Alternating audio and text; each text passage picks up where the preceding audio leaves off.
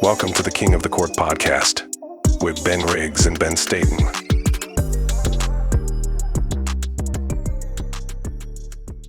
Welcome to the first episode of the King of the Court podcast. I'm Ben Riggs, and this is Ben Staton. Yo. We're excited to be here talking about all things basketball. This podcast is going to cover the NBA, the WNBA, international basketball, youth basketball, probably even talk about NBA 2K at some point. Like we're just excited about talking about absolutely excited to talk about basketball. And with that said, our first episode is going to focus on power rankings. We're going to do two episodes. First one's going to be the Western Conference power ranking. Second one will be the Eastern Conference power ranking. Yeah, and just one note. So our power rankings are going to be a little different than everyone else's. We're not just covering the regular season because there's an 82-game stretch, which, often is affected by injuries, when players are rested, a bunch of different stuff, even suspensions. So we're going to be lumping in both regular season and playoffs. I think that's the more wholesome view. We have teams that are in the regular season, got teams built for the playoffs. And honestly, I'm just really excited to get started. And so I'll start and I'll say I'm putting the Mavericks up at the top. And the crazy thing, and honestly, man, it's one of the reasons I wanted to start doing a podcast. I can't tell you how sick and damn tired I've gotten from listening to The Athletic, ESPN, all these podcasts that are talking about TV shows, everything. The ESPN Online, writing articles and lists and everything, where they're ranking the teams in the West. And it is unanimous that the Dallas Mavericks, and I'll get to, how hyped up OKC is going into the regular season. I know you have some feelings about that as well. But it blows my mind that when you look at the Dallas Mavericks, they honestly went through the Western Conference last year. I mean, I'm not going to say it was a cakewalk, but no one ever took them to 7. No one in the West had an answer for what they were doing. They were in control of every series. Fully in control of every series. Fully in control. And no team ever had an answer for what Dallas wanted to do. Everybody was having to play Dallas's brand of basketball in the Western Conference playoffs. Exactly it. And on top of that, I think, in my mind, this is a decided question, although I don't think you're crazy for saying it's Jokic. But Jokic is the only player in the Western Conference, in my opinion, who can contend with Luka for who's the best offensive player in the Western Conference. Oh, yeah, it's them too. And then there's like a Grand Canyon, and then there's a bunch of people behind, sort of clustered together. 100%. Luka's ability to control the entire game, the pace of play, to score at will, to create for others, the way that defenses shift to have to deal with him. And then when you look over at his next to him, his running mate, when the defense is shifting as much as it has to deal with Luka Doncic, and you have a running mate like Kyrie Irving, that's an incredible disadvantage. I'll be the first to admit that I was skeptical about how well Kyrie and Luka would pair together.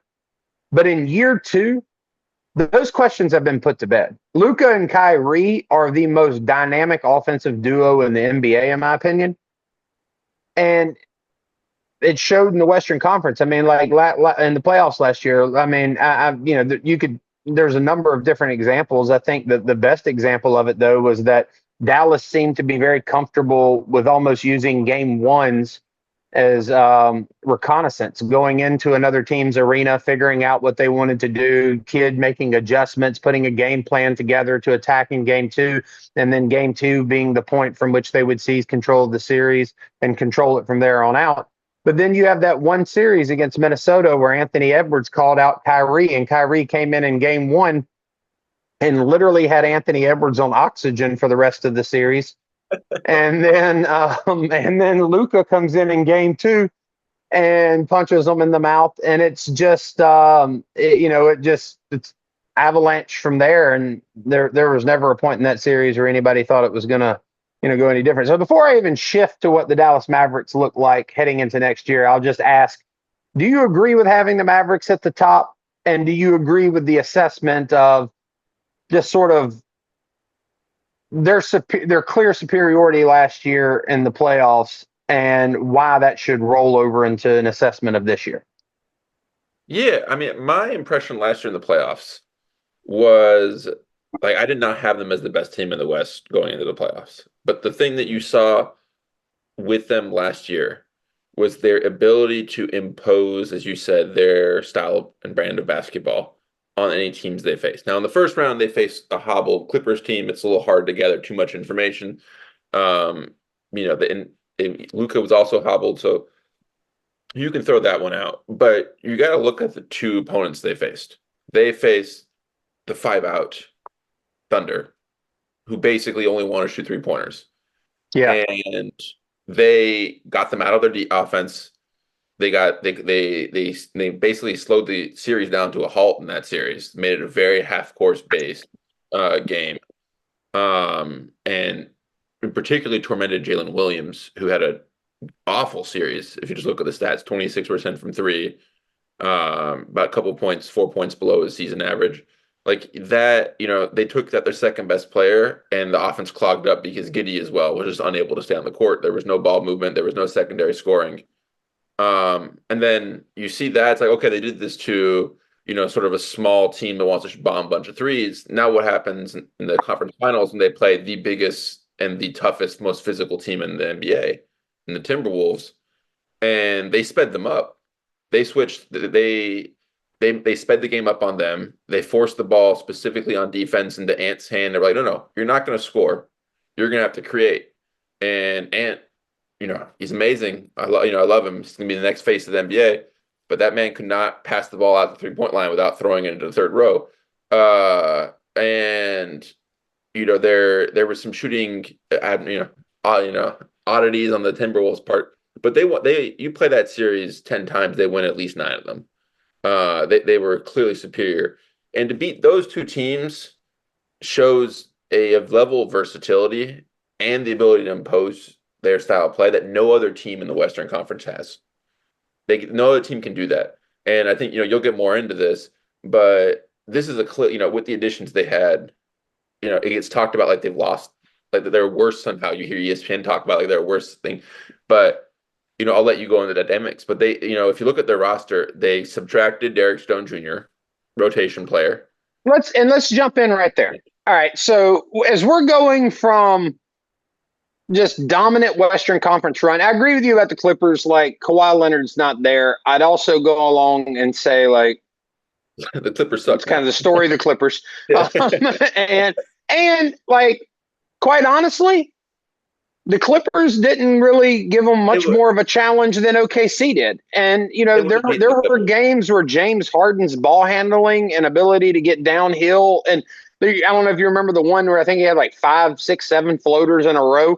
Yeah, he was 7 floaters and he shot him the whole game. And then like he got one block the next game and never shot him again. It was one of the James Harden things you'll ever see. But you look at that dominant Western Conference run and you say, well, who did they lose? Who did they gain going into the season when you assess them and where they sort of stand in the power rankings for the West? They lost Derrick Jones Jr. Look, I'm not going to shit on Derrick Jones Jr. Derrick Jones Jr. is a hyper athletic guy who fit perfectly with what the Dallas Mavericks were doing. But the thing about Dallas is if you come in as a C player, and this isn't shade at Derrick Jones Jr. He came in on a minimum contract. Yeah. Right. You come in as a C player. Positive value player on an important time in his career before this. Be very clear. No. He had scavenged a career. All props to him because this is a man who was in a dunk contest before. I think he played a minute in NBA basketball. He basically carved a career out, but he had not been someone who was talked about for anything besides dunking until he nobody talked about Derrick Jones Jr. at the beginning of last year before the season started, in the first half of the season before the trade deadline. Nobody was talking about Derrick Jones Jr. Derrick Jones Jr. played well, not taking anything away from him. He came in on a minimum contract though. All right. He played well, and there were times in the playoffs where he could not knock down a shot. In the finals, he could not knock down a shot. He was a dead spot on offense. So we look at, well, where is Dallas there now? we brought in possibly the greatest spot-up shooter in the history of basketball. I would say yes. Not the greatest And three-point shooter. That's Curry, but the greatest yeah, spot-up that's shooter. Curry. That's Curry. I agree. Yeah, But greatest just spot-up shooter. Yeah. Yeah. 100%. Purest form, just a perfect jump shooter. And not only that, you brought in like championship culture. You brought in a guy who understands what type of mentality it takes to win a championship and who has no interest in anything other than getting back to that point. He's told players he has 4 rings. Yeah, players in the NBA. 4. He likes to remind everybody 4. And look, hey, maybe he needs to go on the Hoop Collective podcast and hold those 4s up at all 3 of those guys and remind them he's not coming in on a minimum contract. He's coming in with 4 rings as possibly, or not possibly, one of the greatest shooters of all time. It's a clear upgrade. Upgrade, but it's not just an upgrade. It's an upgrade that addresses a specific shortcoming that was revealed whenever they played the Celtics in the finals. Mm-hmm. That if you have these dead spots on the court, teams are going to exploit them.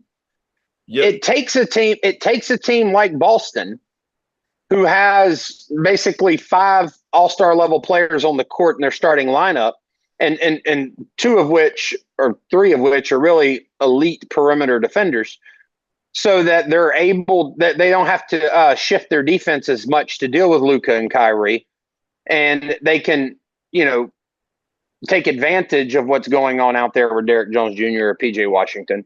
But that's going to get exploited. That's no longer a soft spot that can be exploited. That is a player on the floor who spaces the floor that has to be accounted for every second he's on the court. Clear upgrade. But let's just say, and this is not really an exercise where I'm entertaining the idea that Klay Thompson's not going to be a success in Dallas, because I believe wholeheartedly he will be. I believe he'll get more open looks as a result of playing particularly with Luka, but also with Kyrie, than he's ever gotten in his career.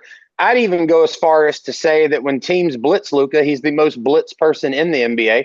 That when teams blitz Luka and you have Lively come up to the free throw line, Luka drop the ball into Lively there. Lively's pretty good at distributing the ball from that point.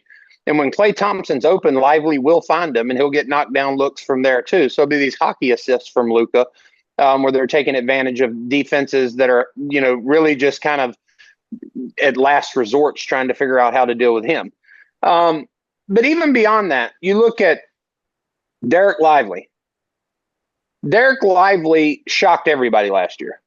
I was excited about the draft pick. Never in a million years did I think he would end up with the highest net positive rating in the NBA playoffs last year.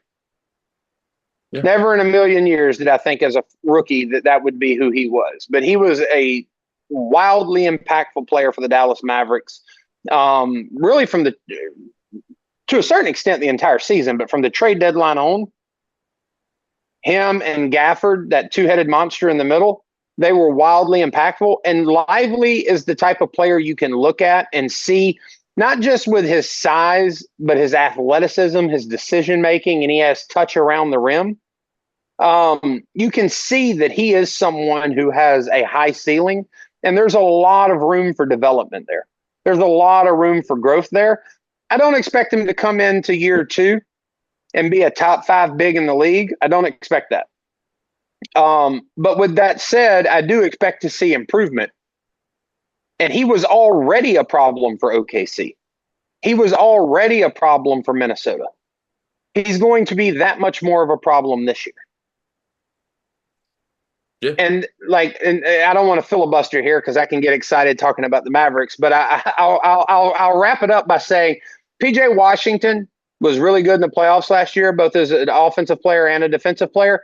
He got especially difficult for teams to deal with whenever his three-point shot was not falling and he started attacking closeouts, because then he became a consistent 15, 16-point-a-game guy. And he's going to be the 5th scoring option on the team this year, which will free him up to play harder on defense. But he's also going to be even better in that role this year than he was last year. And then you have to look at the depth. Najee Marshall, who's a 40% three-point shooter, an excellent defender, and brings that attitude, that tenacity that you need on your team. He brings that. Quentin Grimes, an excellent perimeter defender. And then I think you've seen flashes from Jaden Hardy.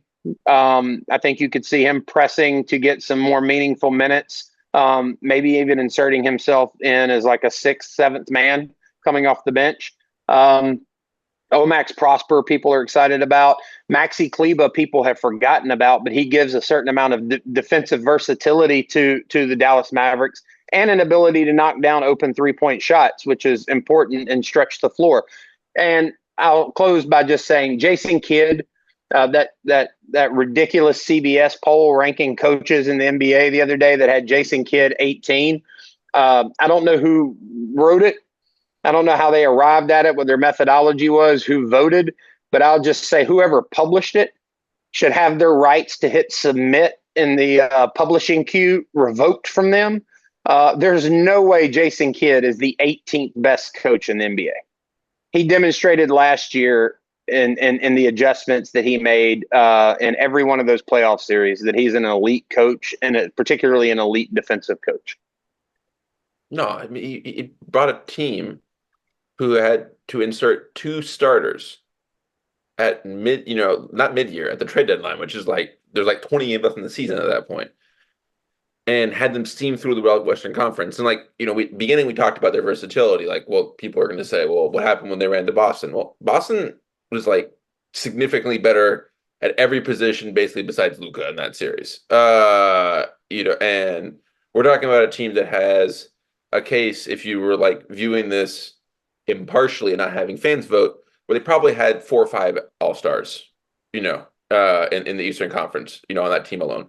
They're also a team that, for specifically that version of the Mavs, that was and in that game one of the finals, yeah, Porzingis played like a first ballot Hall of Famer. Yeah. Like literally a top 20 all-time player in that first game. It was insane. Yeah, and the Mavs, they just punched them in the face, and then you could just tell they knew they were more talented overall than the Mavs, and the Mavs also kind of knew it. They thought, but you have a team who had 2 starters inserted. In 2 starters, we're not talking about like, oh, well, they added starters.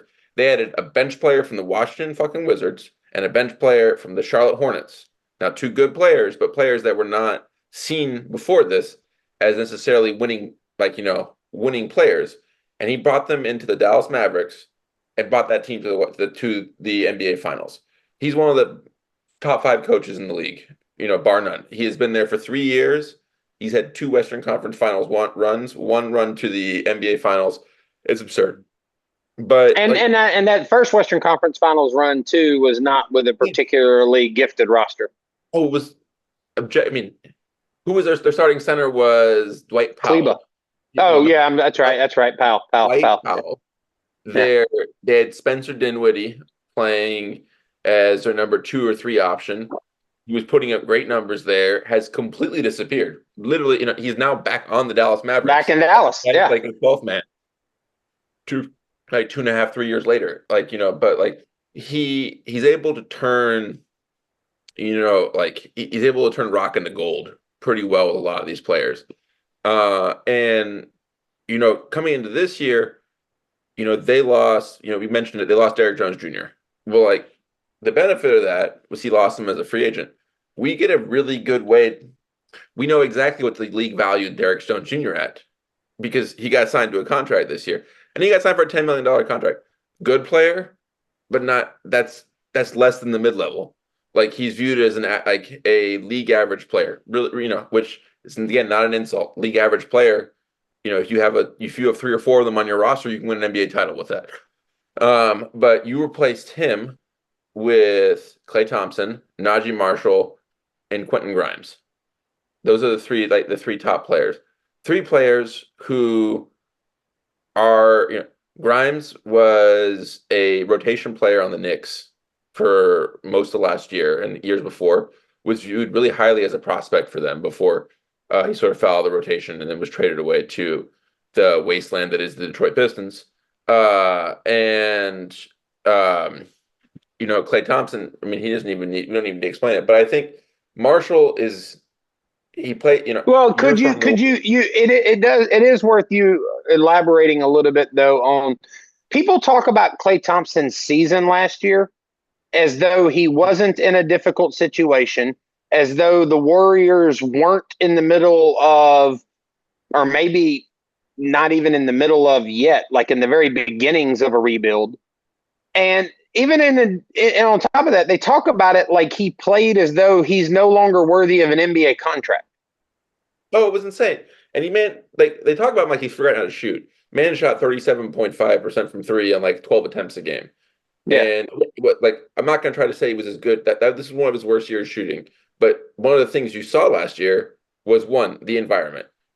The environment last year was one of the more toxic NBA teams I've ever seen in my 20 years of watching basketball. You had Draymond Green, who was Cobra Kai-ing people right and left.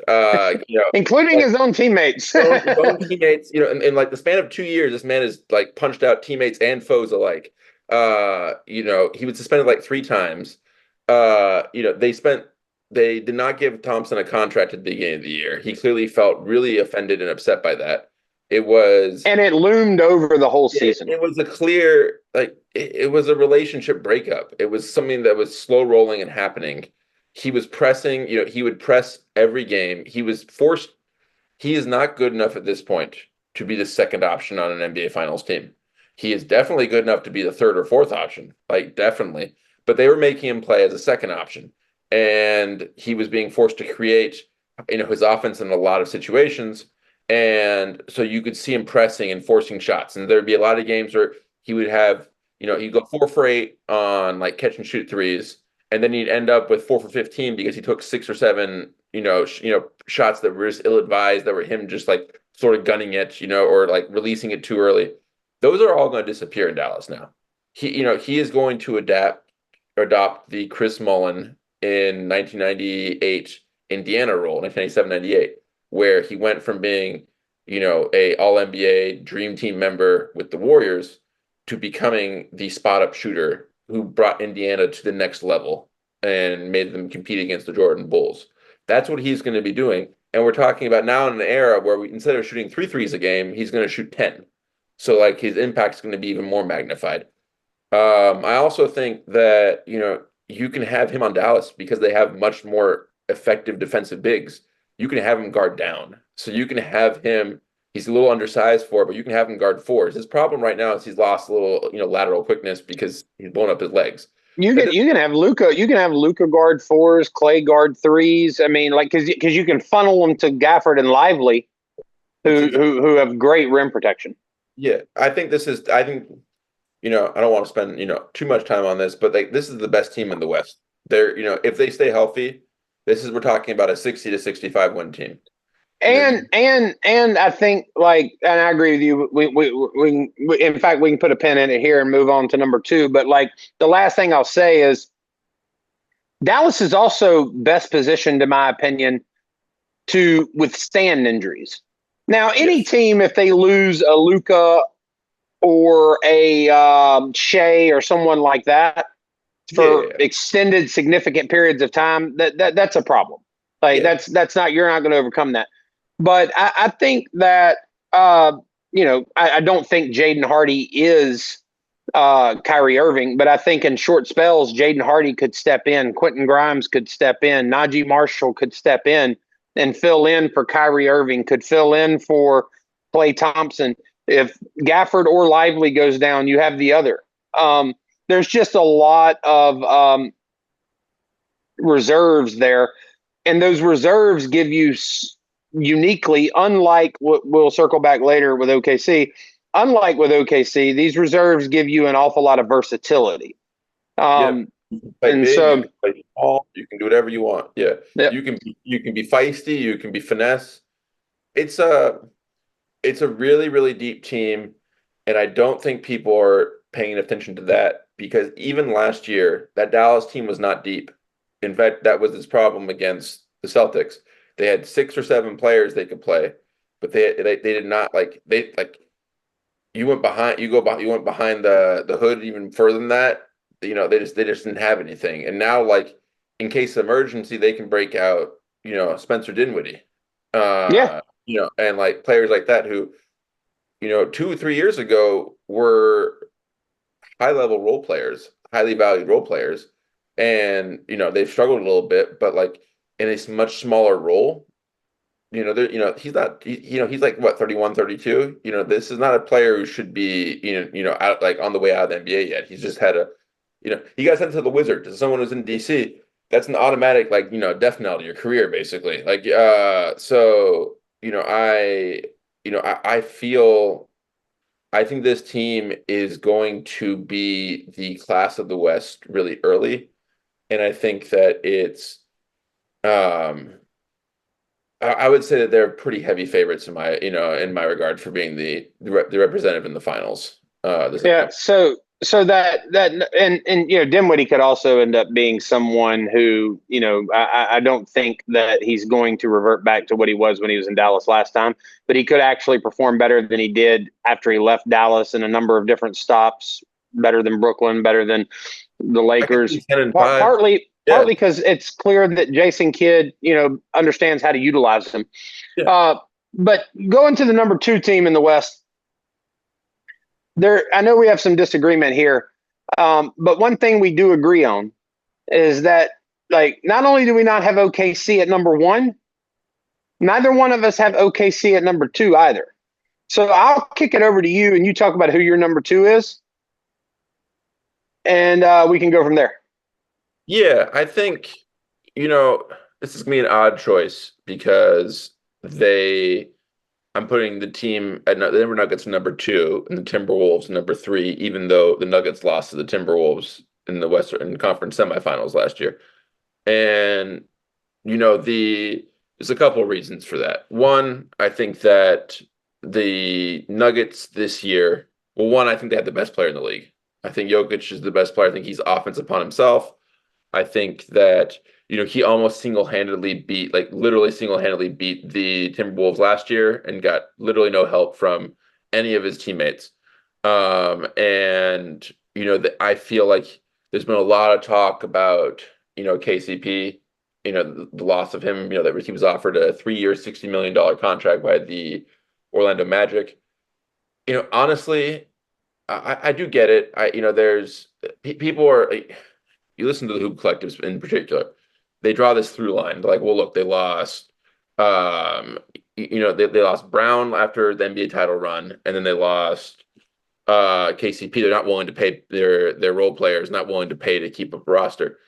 That's like it, that's a very specious argument.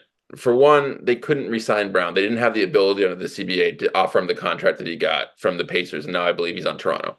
So, like that's just it wasn't possible for them. Like they just didn't, I think they could offer him 7 million. He got a 2-year, $40 million contract. Like the man's going to take is going to take that deal. He has to. And with KCP, I value him a lot. I think he's a very good role player. This man has been a starter now on 2 NBA title teams, 5 years apart, and playing the same role, sort of a 3-and-D guard.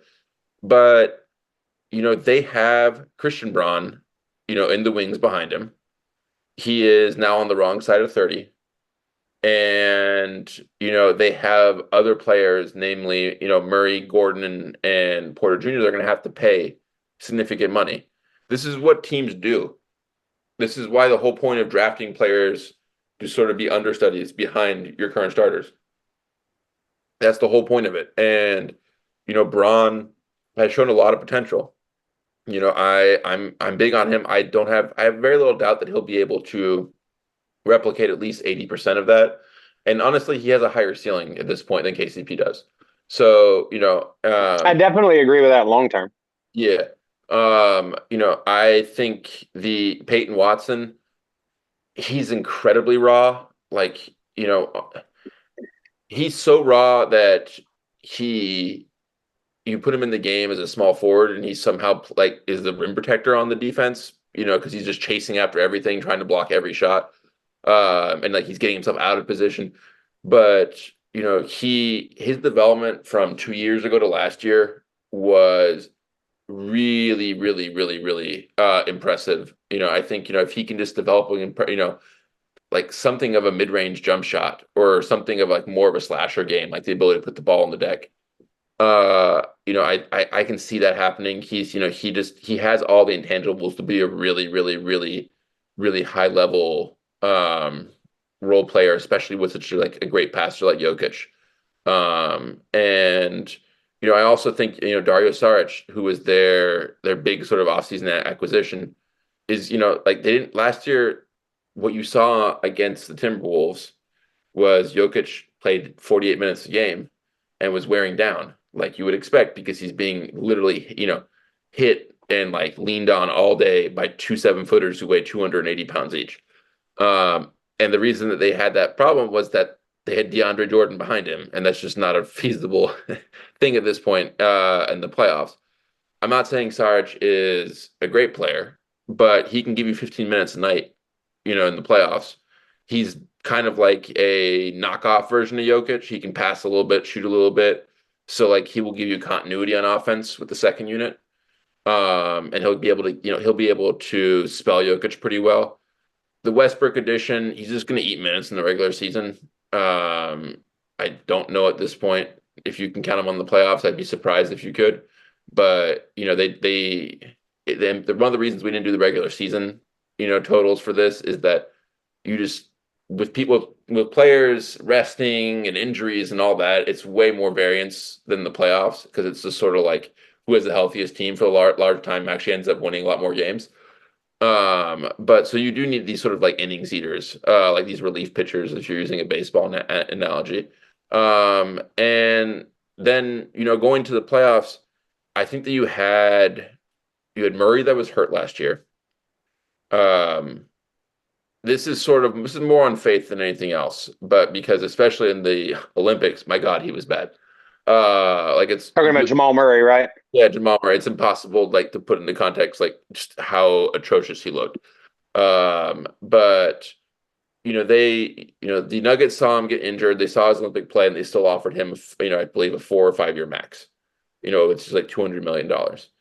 I'm assuming if that's the case, because they've been stingy at other points, that they feel confident that this is not an injury that's going to carry over because they had him under contract this year, and there's no reason why, if they were really worried, they could just have waited out the year and tried to sign a different contract at lower value if they were, if they thought that he had risk of like his play really sort of decreasing. So I expect him to be at a higher level next year. I think that Gordon and Porter Jr. both had sort of down years. And I think we could see them with more rest. Porter Jr. in particular. Porter Jr. was dealing with a lot of personal stuff too heading into the playoffs. The most insane amount of different personal stuff. I think like he 4 brothers go to jail. Separate, but not in the same incident. They were just like, so like he just had a lot of shit. And I can totally see him playing better, and like it's understandable in that case why his level of play decreased. Gordon, I think he just didn't shoot that well as he had in the past. I think you can maybe see a little bump back up. So I'm confident, that next year they're going to be a better version of the team than they were in the past year. And I think that is good enough to put them above the Timberwolves, who, if I'm just being honest, I think that the level they were last year is probably maybe a little higher than the one we're going to see next year, because I think you're going to see drop off in some of their older players, namely Gobert and Conley, that I don't necessarily think Ant's continued development is going to offset fully. I think like for me, I have the Minnesota Timberwolves at 2 and the Denver Nuggets at 3. Yeah. My reason for going that way was really I only have one major question with the Minnesota Timberwolves. And it's not even really reliant on Denver. I think Gobert is really good in certain situations and really bad in other situations. Clearly, the Mavericks hunted him. I mean, there's the big shot that Luka hit on Gobert that's been everywhere and everybody's seen it 1,000 times. But, really that whole series, they kind of hunted him. I think he's essential against the Nuggets, though. Not because Jokic can't put up 40 on him. He can. He's done it.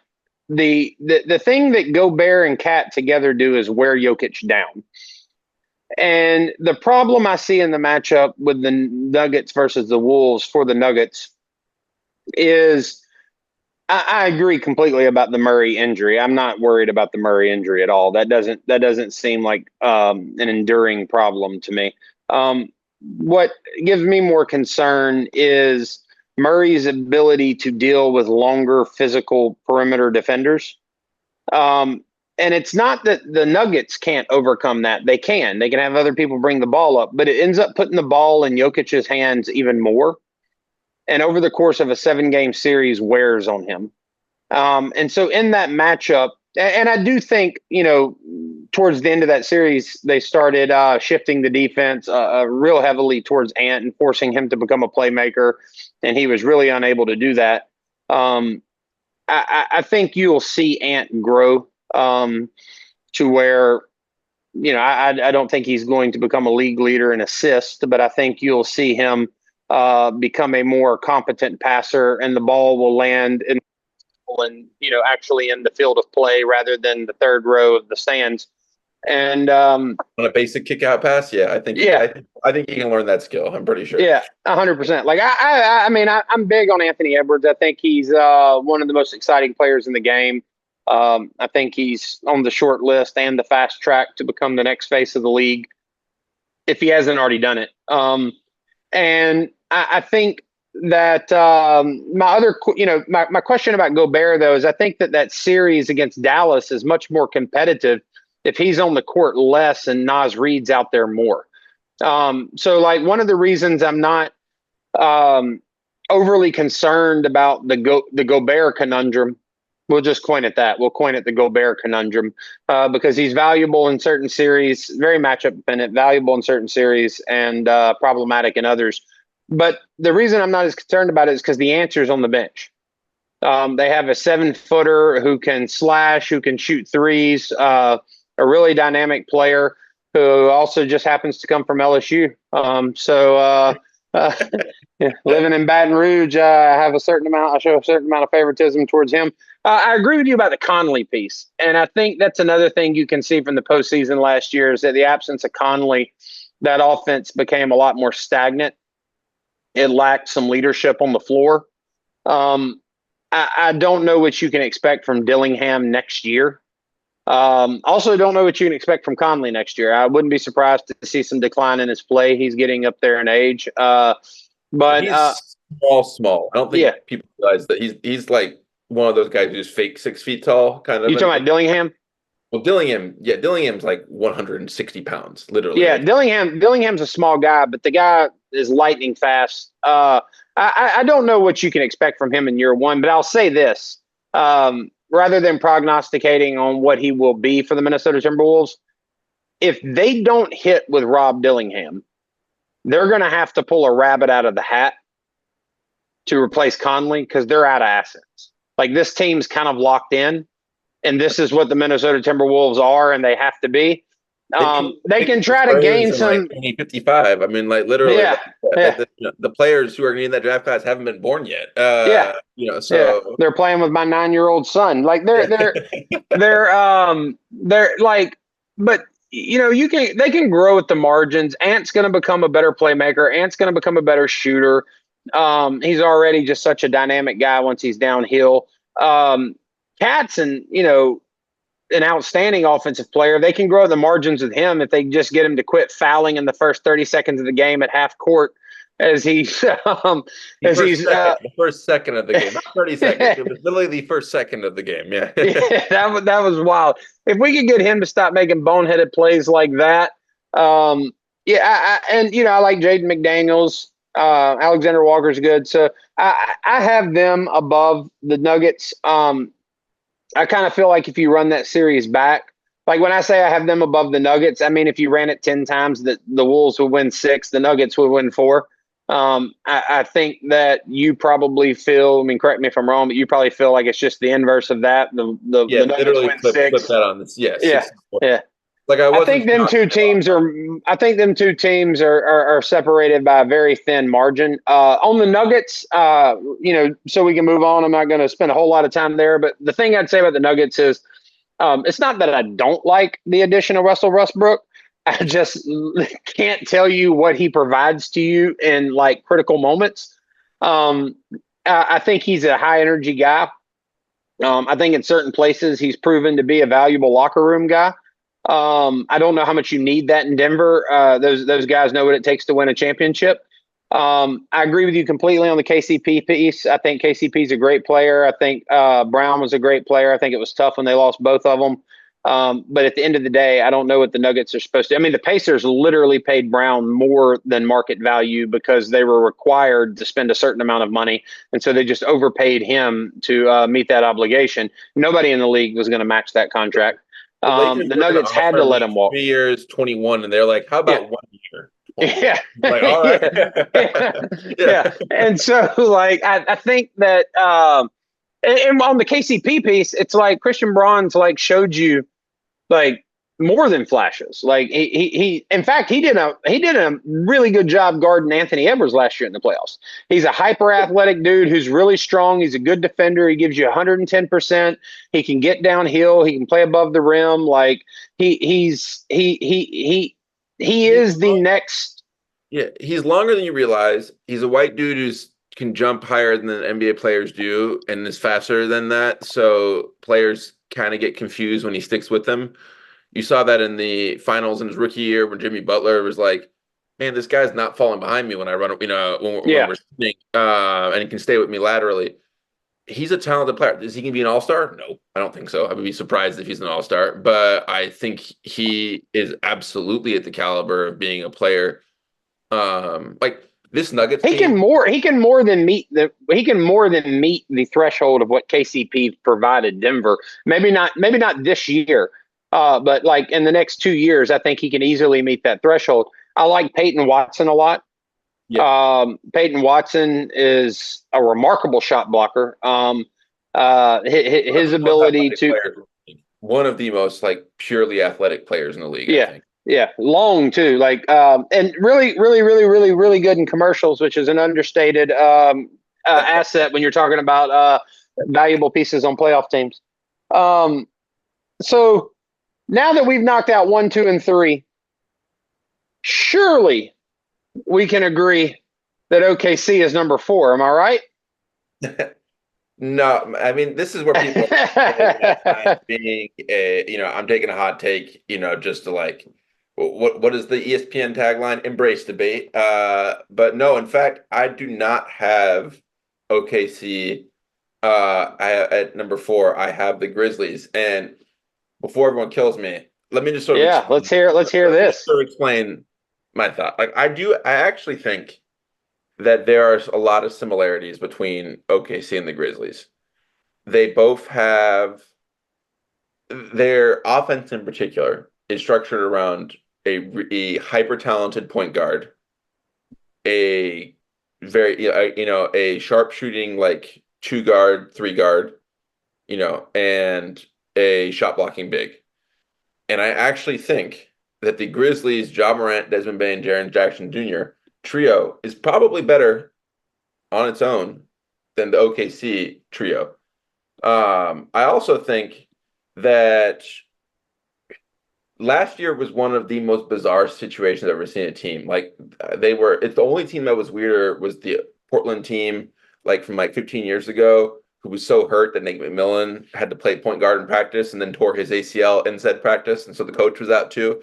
That remains my favorite NBA story of all time. But they had Ja was doing the last of his suspension, for waving firearms around, and then he came back immediately, hurt himself. I think looked really good in the like 8 games he was back or whatever it was. The 3 seconds he's on the court was fantastic. Marcus Smart, who they traded like 2 first-round picks for, played, I believe, like 10 games. There were games where they had like 4 or 5 injury replacement players. I expect them to be a lot. So let me ask you this. So you have the Grizzlies at 4. Do you have OKC at 5? Yes, I do. Yeah. So let's just do that. Like let's go through and we'll just do a position by position comparison. Yeah. Between the two teams.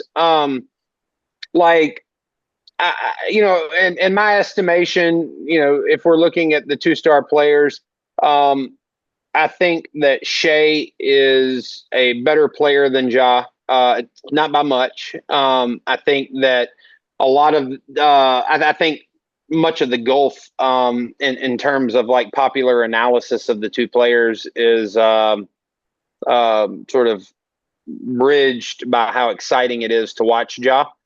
Yes. But here's my hot take about one of the problems OKC is going to have this season, and I'll mention it now because it directly impacts Shea. Yeah.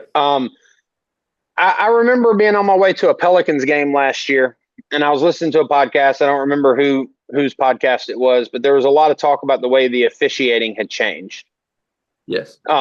We went from like mid-season and literally inexplicably nobody gave an explanation of it at all, and there started to be like Benghazi type hearing interviews with reporters and Joe Dumars and head of officiating and all that for the NBA, and the explanation that they offered from the NBA's office was glib at best. But it was clear games were being called very different around the midway, somewhere around the trade deadline, something like that. Maybe after the All-Star break. I don't remember exactly what the line of demarcation was. I can pinpoint the exact line of demarcation. There was a game where Malachi Flynn scored 50 points, and then right after that, literally the NBA was "That's it. We can't have Malachi Flynn scoring 50." That was it. I remember. Now it was against the Hawks, who Luka scored 70 on, so like everyone was getting that. But when Malachi Flynn scored 50 points, that was the end. I mean, that man. Yeah, you had the Joel Embiid game, and everybody applauded that. Then Luka had 73, and everybody was like, "What's going on here?" But it was Luka, so like it's not. Maybe it was just Luka. Maybe it didn't have anything to do with the officiating. And if you go back and look, it wasn't the officiating wasn't really like directly the problem in that game. But the Malachi Flynn game was bizarre. But they definitely made a conscious decision that they need to better arm the defenders to deal with these highly skilled offensive players. And I think what you're going to see is that continue heading into this season. And I think that one player, like when you look play was better. I feel like, just to be quite honest, I think that we had gone too far into the there's no contact allowed. And I agree. It's a more entertaining product. It's a more entertaining product to split the difference. Now I don't want to go back to the 90s style of basketball. Well, where like you put them on the old diamond cutter as they come through the lane, but like. I like what they were doing. I like the physicality. I think Luka, who won the scoring title last year, still led the league when you subtracted free throws shot. He still led the league in scoring. But Shai Gilgeous-Alexander's scoring totals drop significantly when you take the free throws out of it. And I think that he let him shove off with his off arm. He'd probably get like only 3 points a game, though. That's the jab, step, shove. I don't know that they're going to take that away from him. I don't think that they will. But I do think he's going to get a lot less calls this year. I agree, and I think that that's going to impact his game and indirectly OKC's prowess in the West. Ja, the only thing I'll say about Ja, and look, I'm not worried about all the like if this was something that was pathological, like where we're talking about like some type of drug addiction, alcohol addiction, so something of this nature, behavioral in that sense, I would have more concern. I don't know about the person who's been addicted to waving firearms and Instagram videos. That feels like a behavior. Like the intervention for that seems relatively simple, and I feel like that surely an NBA franchise can remedy that issue. So I don't have any concerns about that. I do have concerns about a guy who's as fast as he is, jumps as high as he is, and as slight as build as he is, with his style of play staying healthy. But long as he stays healthy, I think that the difference between him and Shea is marginal at best. I think if you asked me for 5 years, OKC or Memphis, I would be very cautious about Memphis because I think that there is a risk of a catastrophic injury, like a Penny Hardaway.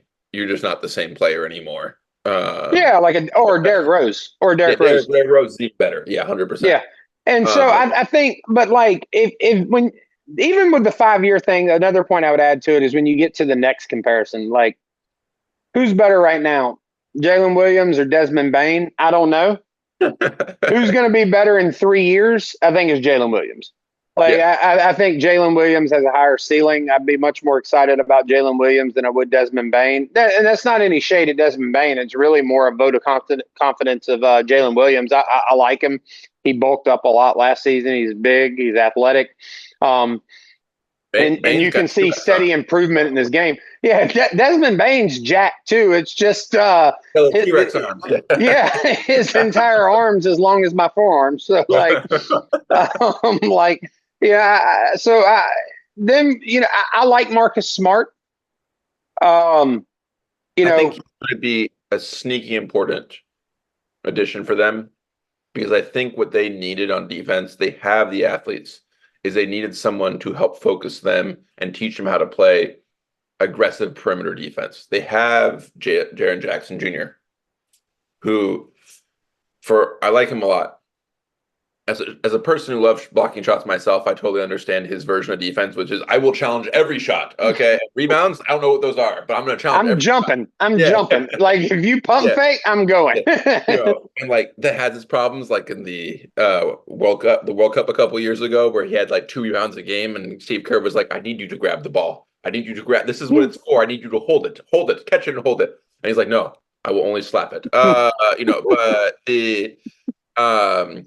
I do think like he is a phenomenal help defender. There's no doubt about that. Oh, no question about it. Him and Chet are. Yeah.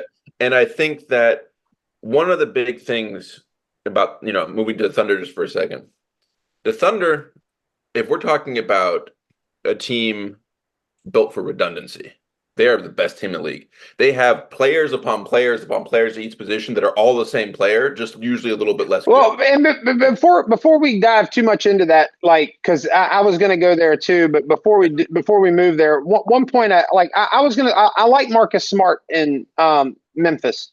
Yeah. But if you're asking me who I like more between Marcus Smart and Lou Dort, I'm taking Lou Dort. That's fair. Lou Dort to me is the best perimeter defender in the NBA. It's how physical he is. I think that Drew Holiday is a better technical defender. He just runs into you, he beats the shit out of you. But in a playoff series, it wears on you. There's no way you are being guarded by a linebacker. When you're guarded by Lou Dort. Lou Dort is a goddamn inside linebacker that is bodying you from the time you cross half court. That man's playing Montreal basketball, and having lived in Montreal, I can tell you that is kind of how they play basketball, as they do not understand that you're not allowed to actually tackle people hockey style. But no, he is. There's a Ron Artest quality to him. Oh no, Meta World Peace. I apologize, or whatever his name is now. I think it's maybe Meta Sandiford Artest actually, but who was 270 and would just hit you every time, and he would just hurt you. You come in bruised, and I 100% agree that he's a better defender. I like Jaren Jackson Jr. more than Chet. But I think we're kind of I think it's a little closer. But I think I would go with Jaren Jackson Jr. if I was playing the long game. But it's close. I think right now I'm definitely taking Jaren Jackson Jr. I mean, I've got the same player. They're weirdly they just do the same things. Oh, they're very very very very similar. The difference is I have 45 pounds on Chet Holmgren. Yeah. Like that.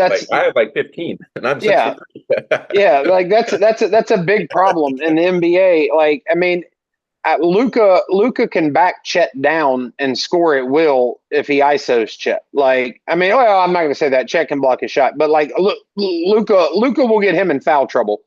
So I think they're pretty close there. And then we get into where now we can start to talk about what you were wanting to talk about with like the redundancy on top of redundancy on top of redundancy, because like I don't even know who the hell I'm supposed to compare Zach Edey to. Well, that's the thing. That's the thing. The Hartenstein?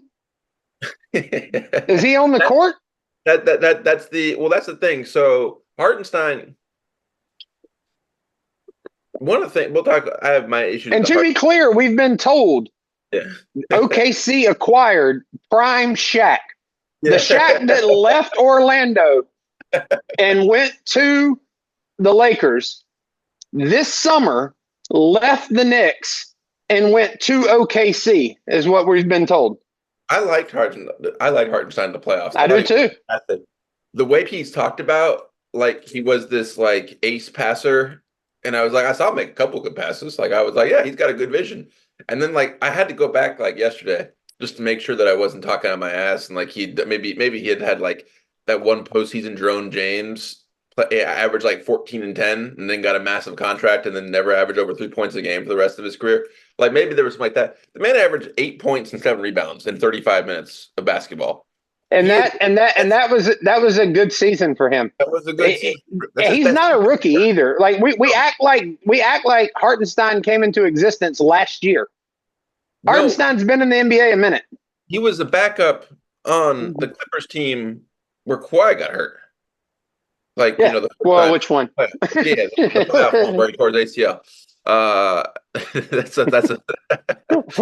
But he's been around for a while. He is a good offensive rebounder. He's a physical defender who is very good at doing the tall guy thing of just putting your hands up in the air. And I will say he moves pretty well. He moves pretty well. He can pass a little. Like I don't want to undervalue his passing. The dude, Derek Lively was a more impressive passer to me in the playoffs. 100%. Like 100%. Like they want you to think like the way they've talked about his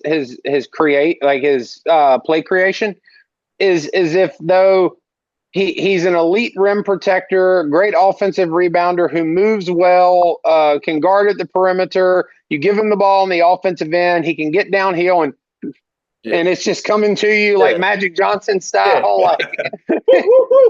Yeah. But no, and like I was scratching my head and I was like the offensive stuff. Like, first off, just to go back, I was listening to ESPN yesterday, and they were like, the Knicks are going to have trouble rebounding. There's one thing the Knicks are going to never have a problem with, given that their guards only want to rebound, is rebounding. Like, they have like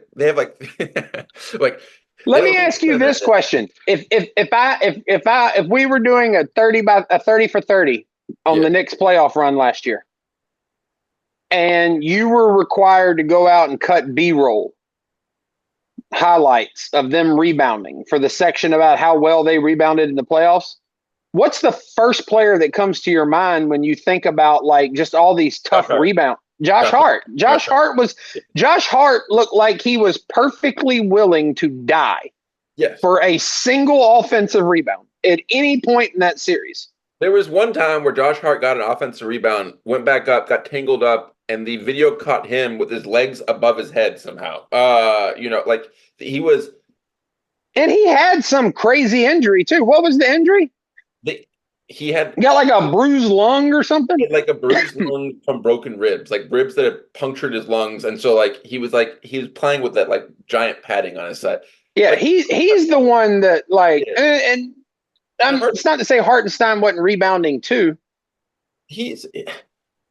Can you remember one time of Hartenstein getting the ball on the post and then like putting it down, everyone like backing out and him scoring effectively? He doesn't do that. So Yeah. I'm not saying you can't do it. That was never part of his game. Do you No, remember but yeah, you remember I'm really knocking down referring. jumpers? Yeah. You remember him Yeah, knocking down jumpers? I'm really referring to the comment about like the Knicks not being able to rebound without him. Like, because the truth about that team was Hartenstein was part of the rebounding. Not taking that away from him, he absolutely was. But that whole team minus Jalen Brunson, who was an absolute demon on offense. Like, but Even he got fouled. everybody else were rebounding like coke addicted maniacs. Like they were just like kamikaze rebounders. Like DiVincenzo, they were all doing it. Yeah. Anybody playing for Tibbs is doing it. Oh yeah, and they were taking so much pride in it. I mean, Yeah. like it was um that was their calling card. They were going to out hustle you, and they were going to die on the court, and you had to kill them. But But the going back to Memphis, why do you put Memphis over OKC?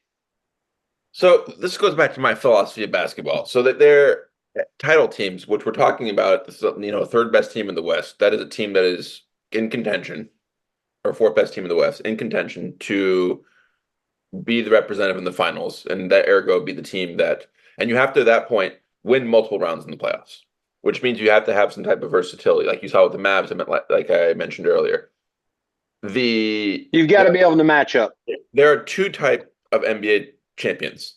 There is the team. The best example of this is the Golden State Warriors with Steph Curry and like Kevin Durant, who just plays one style of basketball and is so dominant at it and so good at like that everyone else is forced to play their style of basketball and they win that way. But that is the extreme outlier. That is an extreme outlier. Like, like there's Lakers Shaq, because Shaq was just so big that you had to like have 15 centers on the court to guard him. And then there's the other one, which is the more common version of NBA title teams, and that is the team that is able to play different style of basketball. They can play small, they can play big, they can play run and gun, they can play half court, and they have lineup combinations that they can mix around, mix and match, and that means that they're a relatively deep team. And that one is the more common one. The Memphis Grizzlies is not actually that surprising, given that this is like the core is very similar to the team it was 2 years ago, which won 56 games. They have the ability to play a bunch of different styles of basketball. You want to play small, fine. They'll put Jaren Jackson at the 5. They'll run and gun. They have extreme athleticism at all their positions. They love running. Now they have Edie, and I don't think Edie is a player who's going to be able to play in all lineups, all matchups. But their biggest weakness before was half court basketball. They drafted Edie for two things. He sets bone crushing screens. That man is the rare 7'4" or 5 guy who really loves the physical part of basketball. And not many of them are as thick as he is. His build reminds me a lot of Yao Ming. Yes, it does. And if you look into his background, he was a hockey player for most of his growing up. I would love to not just look into his background, but actually find tape of him playing hockey. The tallest hockey player, but you can see it in his style of play, and he talks about it. He loves hitting people, is what he says. He sets bone crushing screens, and he has a 7'5" post player dude syndrome, which is he can just turn around, look over his defender, and this is pretty good. Let me just put the ball in the hoop over here for a second. He's got some pretty good post moves. And that was the thing they were missing. They had Steven Adams, great player. Adams is not an offensive threat. He's a really good screen setter. That's about it. He can get some offensive rebounds at some point right there. That adds a new element to them. And I think that because he's one of the rookies who I think he did either 4 or 5 years of college, but he's going to come in. I think he's going to hit the ground running pretty easily, because they're going to have a very narrow role, what he has to do. They're going to ask him to play 20 minutes a game.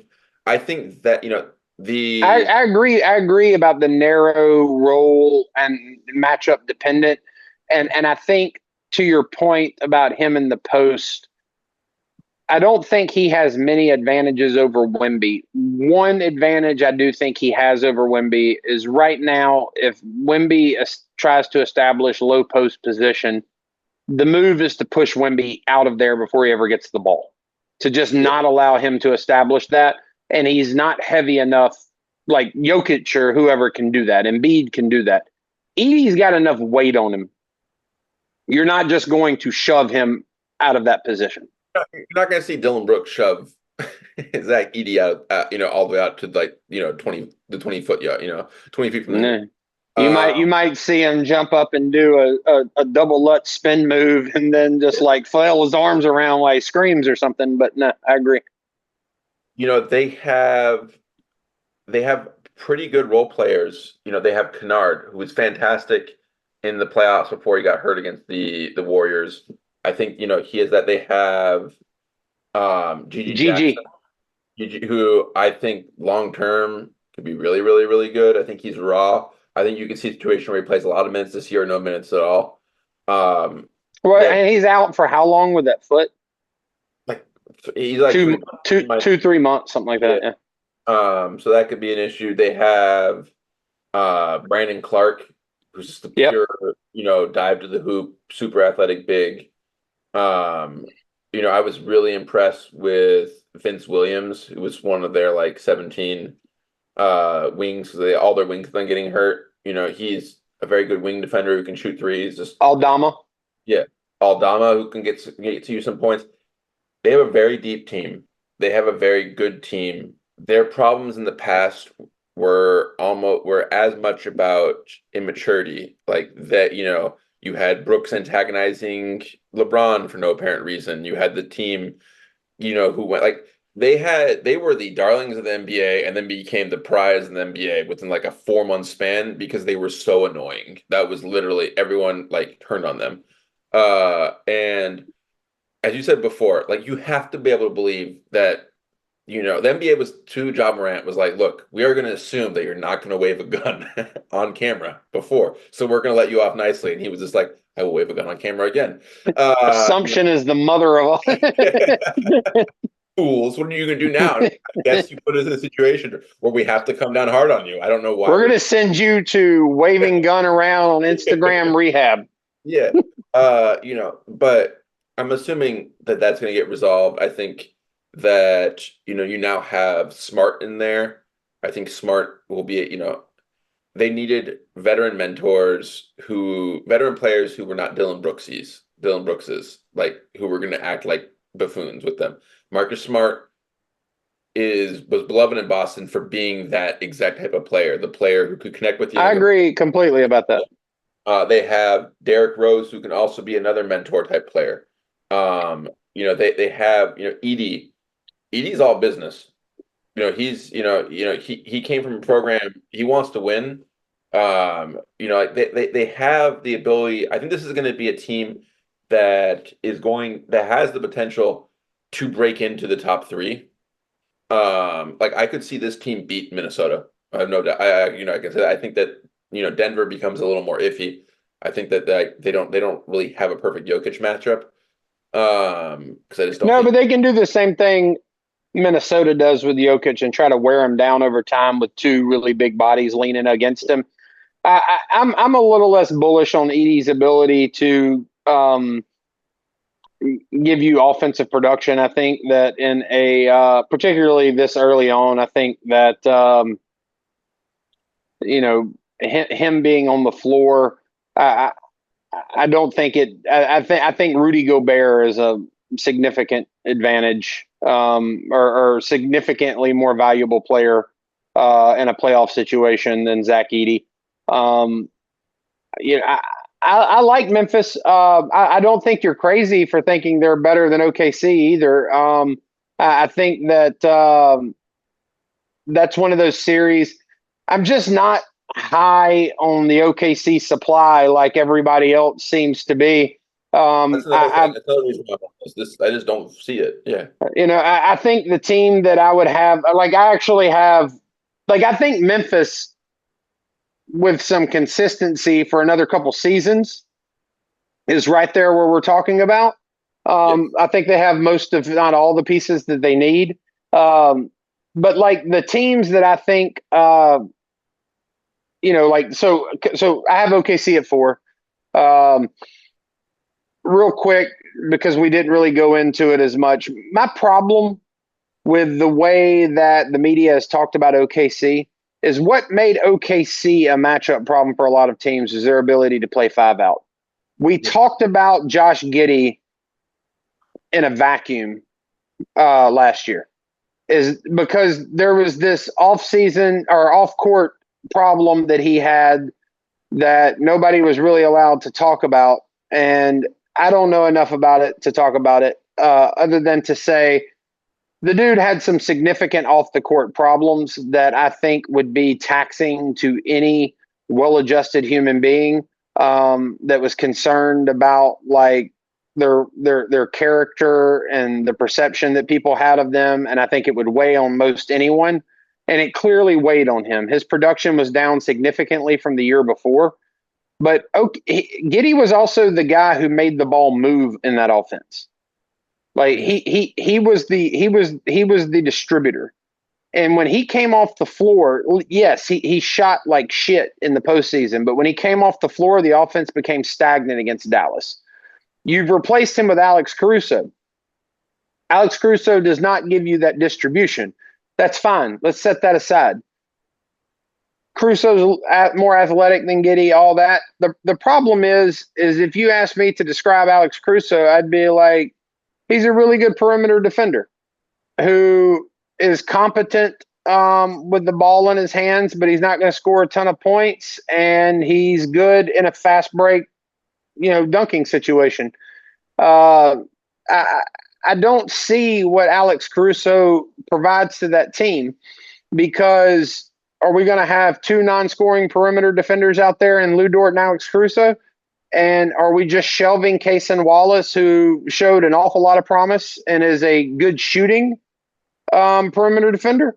So, like, there's so much redundancy in that perimeter defender, space the floor shooter type role.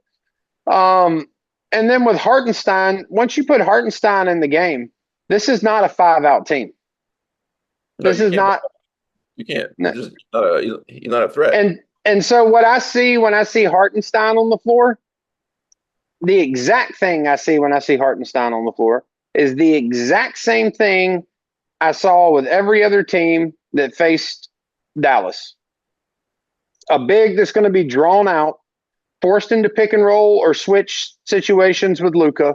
They're going to result in Luka ISOing a defender that can't move side to side with him, and he hits the step back over them, or a lob to Lively or Gafford.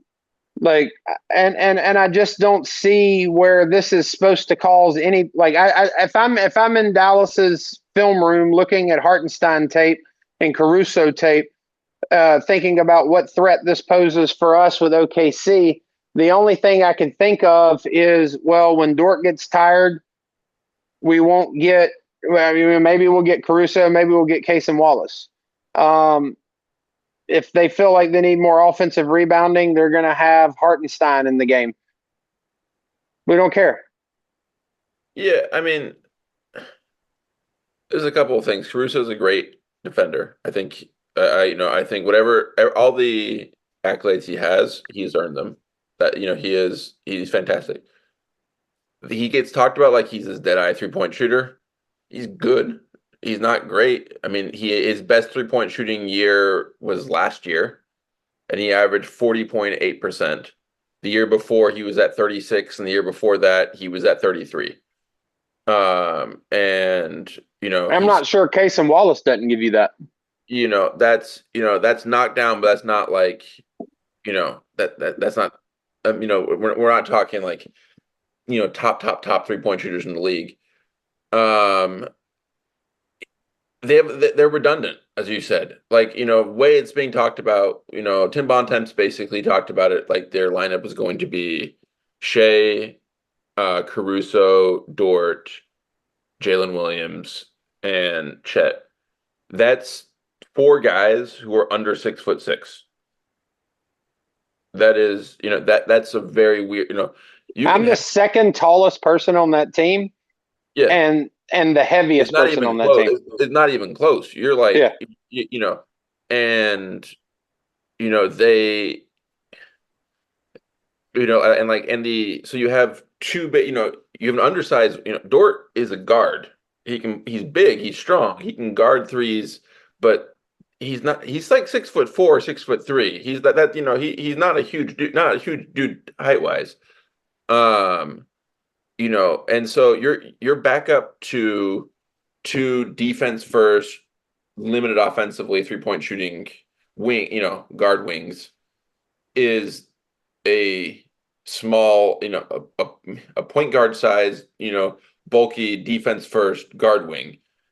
What if what you needed was something else than that? You have no other options. You don't have something that you don't have a counter. They're not a team that is designed. Like one of the reasons Dallas beat them, even though they were a more talented team overall last year, was that Dallas said, "This is our game. We see Giddey as the chess piece that makes your whole thing work. We're going to take him off the board. What are you going to do?" And they had no answer for that. They had no answer. They tried They tried. They went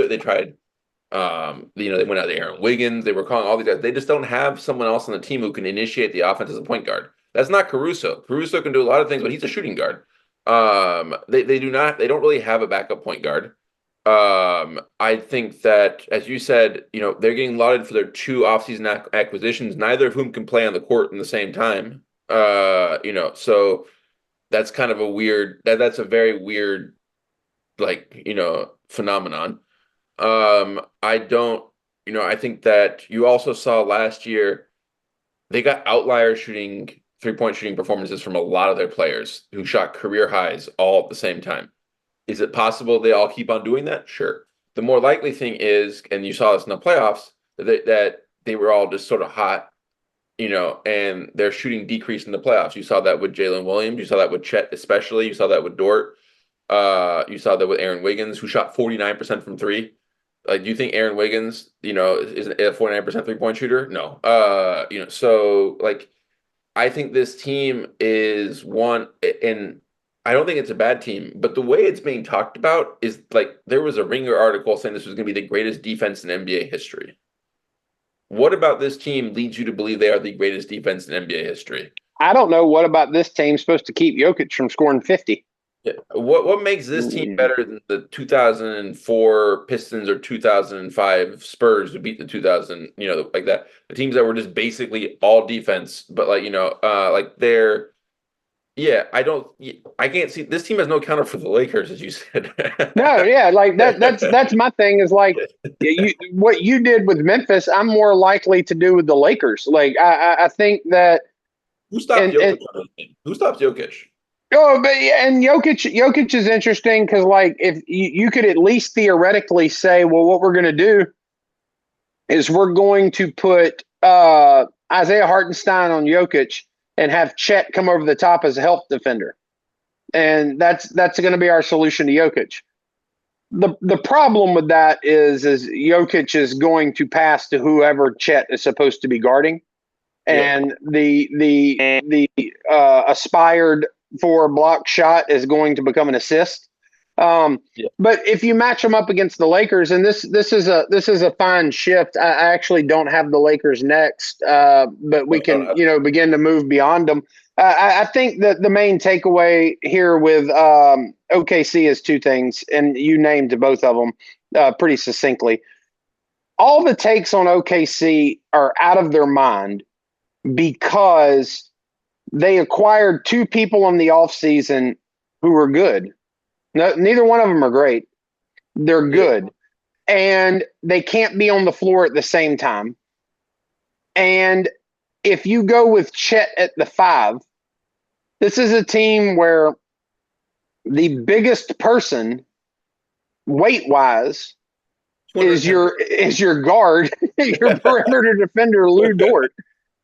And so if you match them up against the Lakers, your smallest player is your heaviest player. That is their weirdest. That is how their team is built. Yeah, 100%. And so what you end up with in a matchup against the Lakers is I'm feeding the ball into AD, letting him cave in Chet's chest.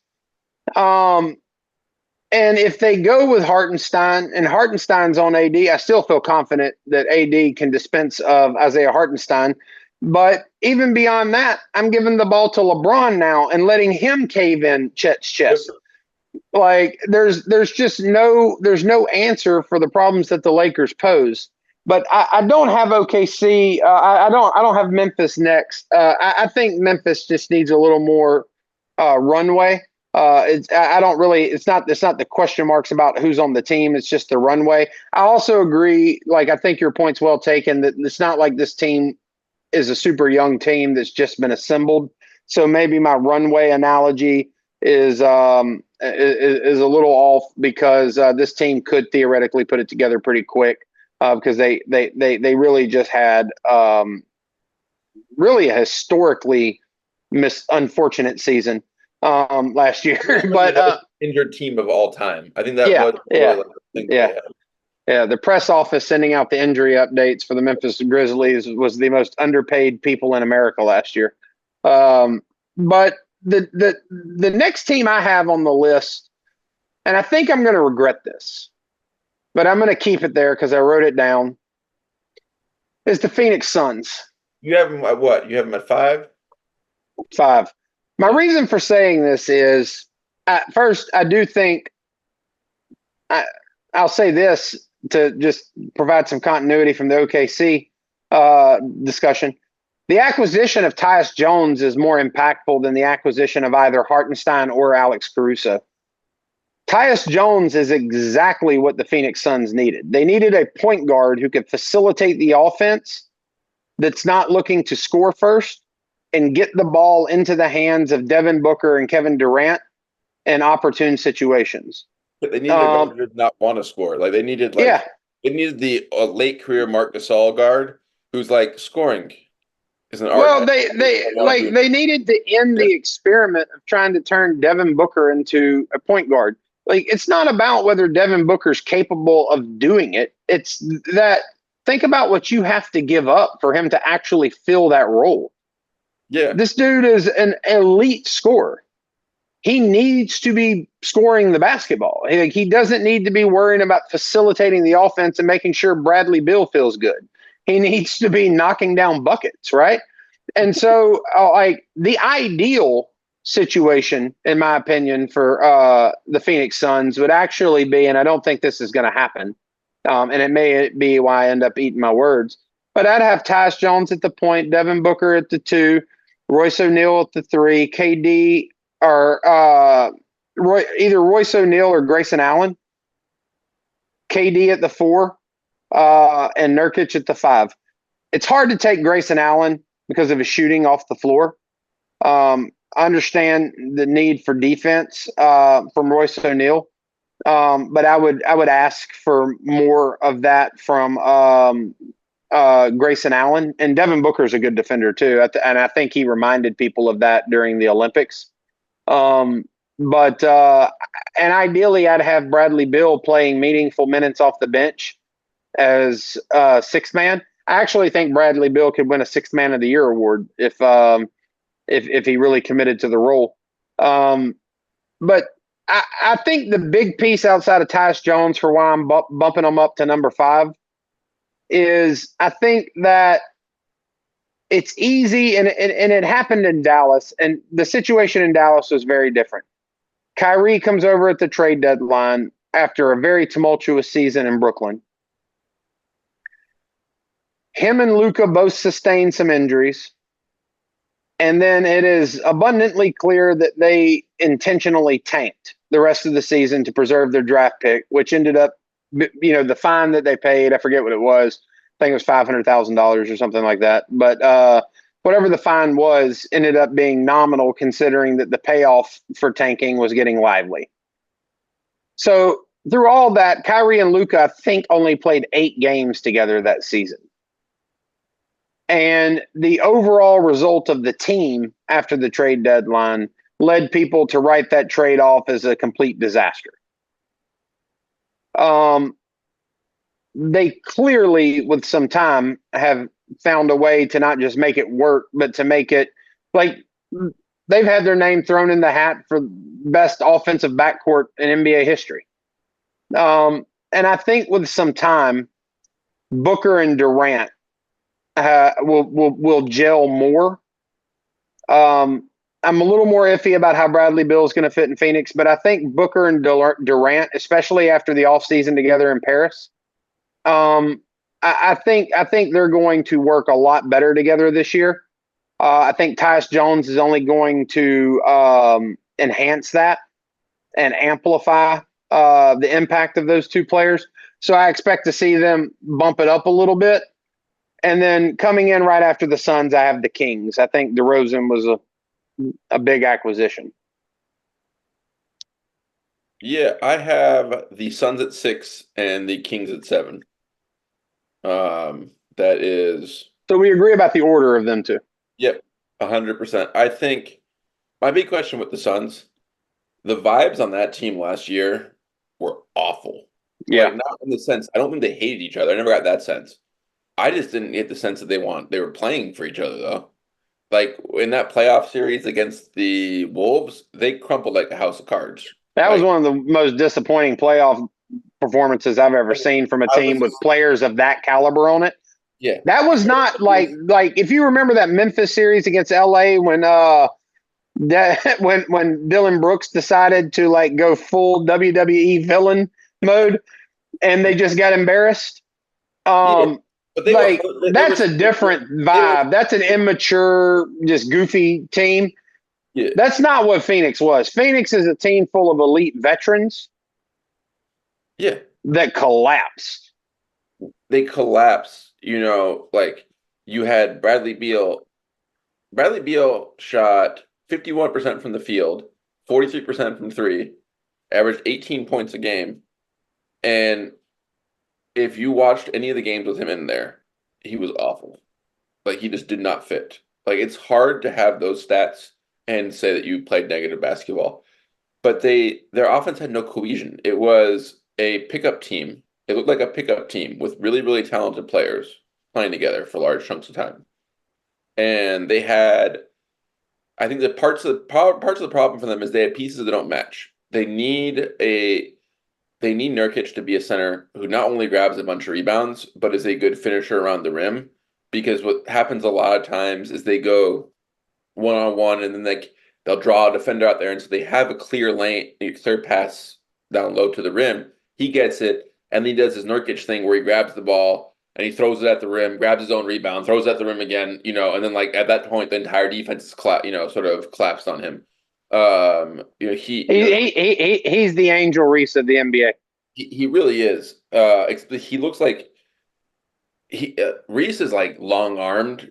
Nurkic is like a bear with like very like short arms for a big guy who's just sort of mauling the ball. That's a massive human being, dude.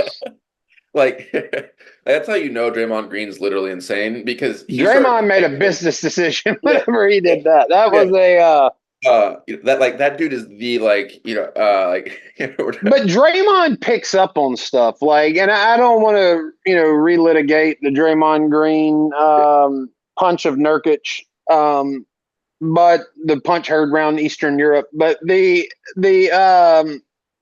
thing about that punch that I think is instructive is I think Draymond has a sense about him where he's good at knowing who to go after, who to pick on.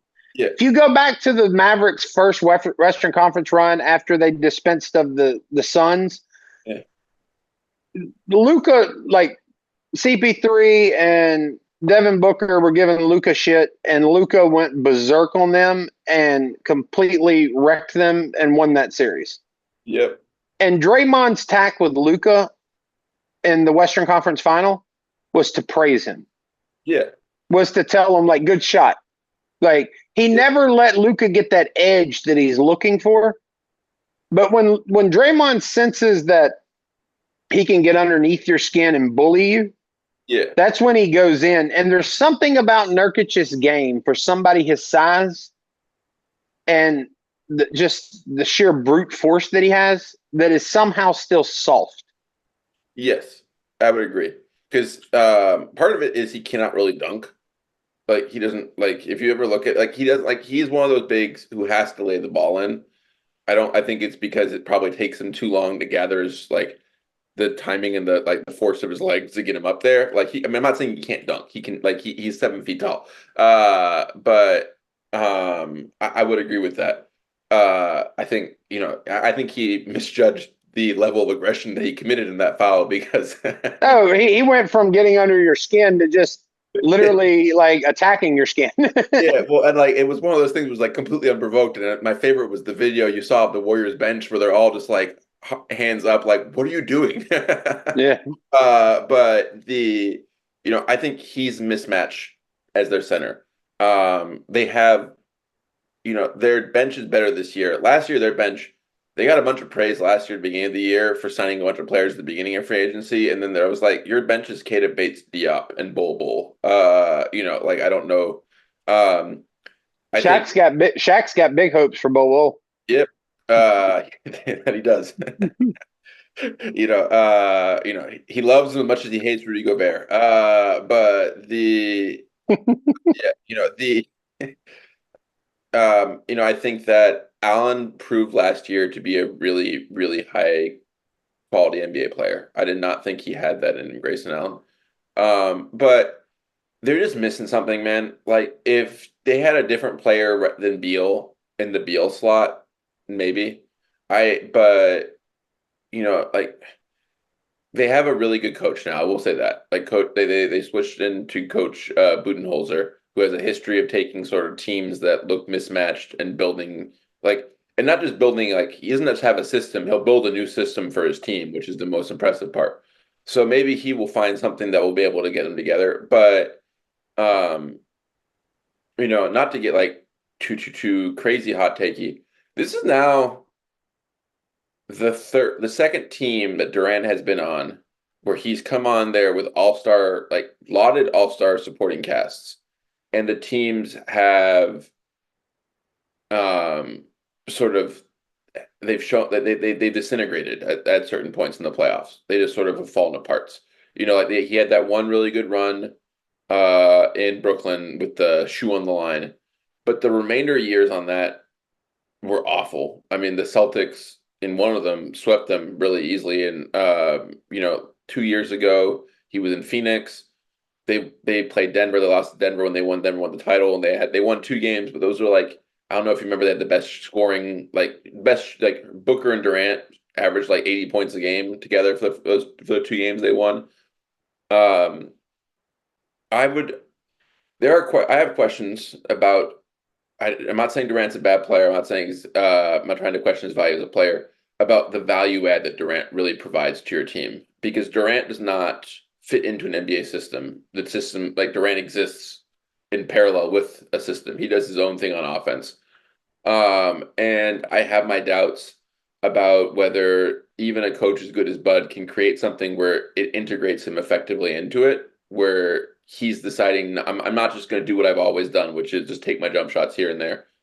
And I just don't I don't think he impacts the way in the same way as other players who have his stat line, put it that way. Yeah. So I have questions, but you can't put them down too low because they just have the talent. Yeah. And they have the coaching. Like Budenholzer was another reason I put them up there like that too. Like I think that, my big question marks around Bill, whether or not they're going to figure out a way to make Bill work there. I mean, Bill's clearly a talented player. It's like it's not even about what he's capable of. It's about whether or not they can make that fit in Phoenix. When it comes to Sacramento, I've loved the 2-man game with Fox and Sabonis. Big Keegan Murray guy. I like Keegan Murray. I think he's an excellent shooter. Gives you great length. He's pretty athletic. And then I think adding DeRozan, That's an underrated addition. I agree. Hey, and also like you're now talking about 2 of the most clutch players in the league, 2 of the most clutch shot makers in the league, and Fox and DeRozan being on the same team. Late in close games, the Kings are going to be tough to deal with. So like, good at creating he was really good at creating offense for his teammates. Yeah. Oh, 100%. Like he is a walking double. Like you can just go ahead and a bruiser too. Like, it's not talked about as much, but like He intimidates. when you look at the modern NBA, these power rankings, they're like thinking about teams in that way isn't obsolete, but it's getting to where it makes less sense because you almost have to think about like how the regular season shakes out and what the pairings are going to be heading into the playoffs. Because like if you told me OKC drew LA, the Lakers, in the first round, I think the Lakers are going to win that series. If the Lakers draw the Kings, Anthony Davis, for whatever reason, cannot deal with Domantas Sabonis. Domantas Sabonis owns AD. He's just so strong. They beat them last year. I don't know if you remember this in the fourth game. They were missing, I believe, Fox, and they beat him by like 15. Like they just like it's one of those like it's a matchup thing. But like the Lakers, the AD is the best big in the league when he's able to physically overpower someone like that. He is not. He loses a lot of his effectiveness if he's someone who like if he gets overpowered. Like it's just like that, and he's not an easy guy to overpower. Like that's not like it's not like he's just like he's the median NBA player, and so like this player is stronger like that. No, yeah. And Sabonis just chucks him around like a doll. Like he every time they play, you'll watch the first play. They get the Sabonis down low, and Sabonis drops a shoulder into AD's ribs. And it's like, and you could just see it like, okay, we're back, and it's not just his strength. He's a little shorter, and so that center of gravity causes problems for him. And he likes the contact. So like, if you swing, he does. If you like the swing back at him, he likes that. He's not going to be turned off by that. Yeah. The only way to really get through. Like get under Sabonis' skin and get him out of his game is to play the way Draymond does, where it's like Sabonis wants the physicality and the contact, but he wants it within the context of like a given set of rules and a certain amount of order. And Draymond Green throws it into pure chaos. Uh-huh. And like Sabonis doesn't function as well in the chaos. Another undervalued signing that happened this offseason that didn't get the attention it should have gotten and the praise it should have gotten was Sacramento being able to keep Malik Monk. Huge. I thought they were going to lose him. I did too. The Kings have. You can say a lot of shit, but an NBA, this is going to sound like really, really, really silly. But like, you need to score. The team who scores the most point wins. I'm breaking a lot of ground for basketball. Listeners out here. Ben Staton with a hot take. If you score more points, you win the game. But the Kings are legitimately, along with the Celtics, the only team in the league who could field the lineup, and they're even more so than the Celtics in this case. They have 5 players who can average 20 points a game. They have Malik Monk, who can do that. They have DeRozan, who's done that, I believe, for 12 years straight. They have Fox, they have Sabonis, and they have Keegan Murray, who hasn't yet shown that ability, but has the talent to put that together, and he's just a good enough shooter. They have the makings of a really, really potent offense. The question with them is always going to be the defense. And, they are one of those teams we mentioned, like the Lakers. They own specific teams, and then they have bogey teams that will just beat the shit out of them too. Like the Pelicans last year just mauled them every time they played, even in the play-in. But even though they didn't make the playoffs last year, I actually thought they were a better team than the year before. I think you saw that when they beat the Warriors in the play-in. They're being questioned. And the Warriors were a significantly worse team than they were the year before. That's very true. That's very fair. But I think this is a team. I don't know how high their maximum ceiling is, because even with DeRozan, I'm not necessarily sure that they're going to be like. I don't see them ending up in the conference finals. Put it that way. Like something. I don't either. Something weird would have to happen for that. I think that the problem becomes like undersized guard play. Like Fox is very fast. He's very good. He's very skilled. I think when you get in playoff situations, the physicality is going to be too much for him. I don't really think they have anyone on that team that can guard the elite guards at the top of the Western Conference. Luka. To be honest with you, I don't think we mentioned this when we talked about Dallas, but with how important guard play is, I mean, Luka being the best pure scorer in the league, paired next to arguably the best second scoring option in the league, definitely in a backcourt, in Kyrie. I just think that Jalen Williams isn't a slouch in OKC. Ant in Minnesota, I just don't think Sacramento has what it takes in the backcourt to guard players of that variety. I think that's probably another thing that isn't talked about in the matchup where they struggle against where they dominate the Lakers. Yes, Sabonis has AD's number. Also, the Lakers just don't have the type of guard play that can take advantage of Sacramento's defensive backcourt. No, not only that, they don't have the foot speed to stay in front of Fox. There's no one on the Lakers. Yeah, 100%. Because D'Lo is a bunch of things. And I guess we can. This is a good transition. If you have the Lakers, where do you have the Lakers? I have the Lakers at 8. Yeah. So I've got the Lakers at 7. But I have mine would be OKC at 4, Suns at 5, Kings at 6, Lakers at 7. Who do you have at 7? I have Sacramento. Where do you have Memphis? I have them at 8. Oh wow. Okay, so that's a big difference. Yeah. My notes for the my notes for the Lakers before the pod were this is basically the same roster as last year. Not basically. Not basically. Torian Prince is gone. Torian Prince is gone. And they got Dalton Connect. Yeah. Bronny James, who may play one game this year, which is the first game, and then he'll be sent to the G League. But he'll play on Father's Day.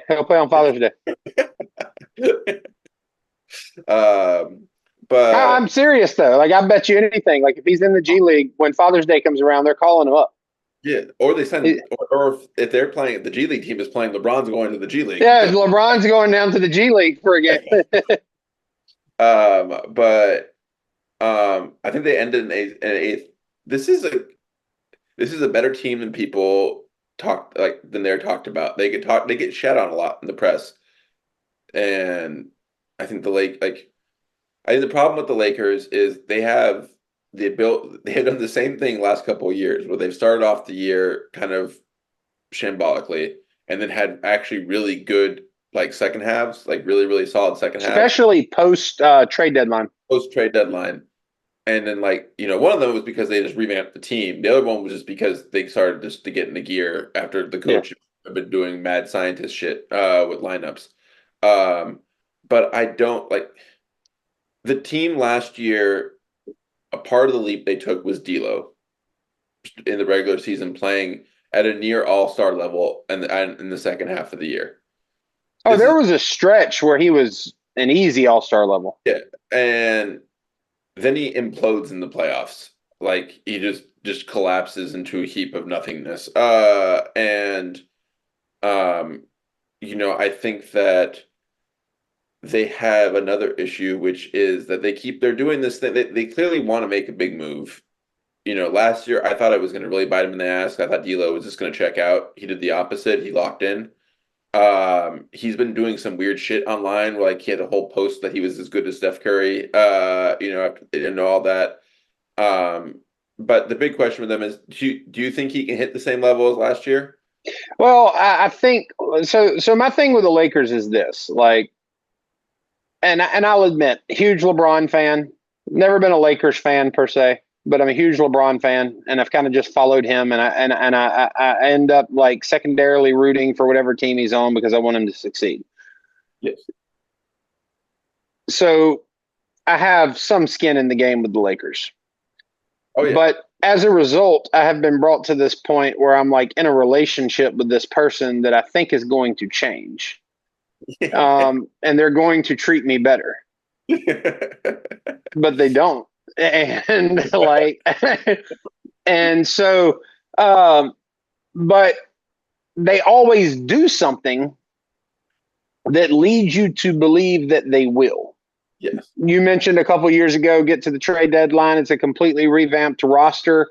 And that team, I mean, honestly, I think you can make an argument that had that team avoided Denver in the Western Conference Finals somehow, like if Denver had been knocked out earlier, that the Lakers could have had a final appearance that year. There's a universe where like random shit happens and they win a title like 2 years ago. Like yeah. They just needed to be able to, face Miami, and not Denver. They needed to face OKC or somebody like that in the Western Conference Finals, and then get to Miami. And they could have theoretically pulled that off. It's just so matchup dependent. Like, everybody wants to talk about all this stuff as though it's just there are intrinsic values to teams that are not relative to who they're facing off against. And that's just not the way it works. It's so matchup dependent. And the Kings, because the Lakers, if they can bully you, then they will beat you. If the Lakers are strong enough to shove you around, they will not lose to you. They do not. 100%. If they can't, then they start to really struggle, though. Yeah, 100%. Yeah, and that's always been the problem with Denver.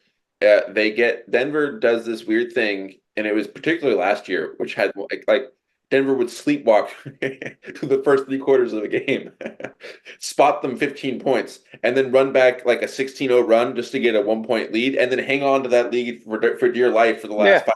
Yeah, it was. The two series between the Lakers and Denver are lopsided in terms of win losses, but the games are like just stupid close. Like, I believe they have played 9 games in the playoffs. It's 8-1 Denver, and like it's like 20 some points separating them total. Yeah, like I mean, it's bizarre, and like the Lakers, I think, had a really big blowout win that ended up skewing the point differential in the last series, where like they won the point differential for the series, but lost the series. They scored the more points in Denver, but then lost 4-1. It is one of the if we were playing these damn series over in England, they would have won. But it's to me.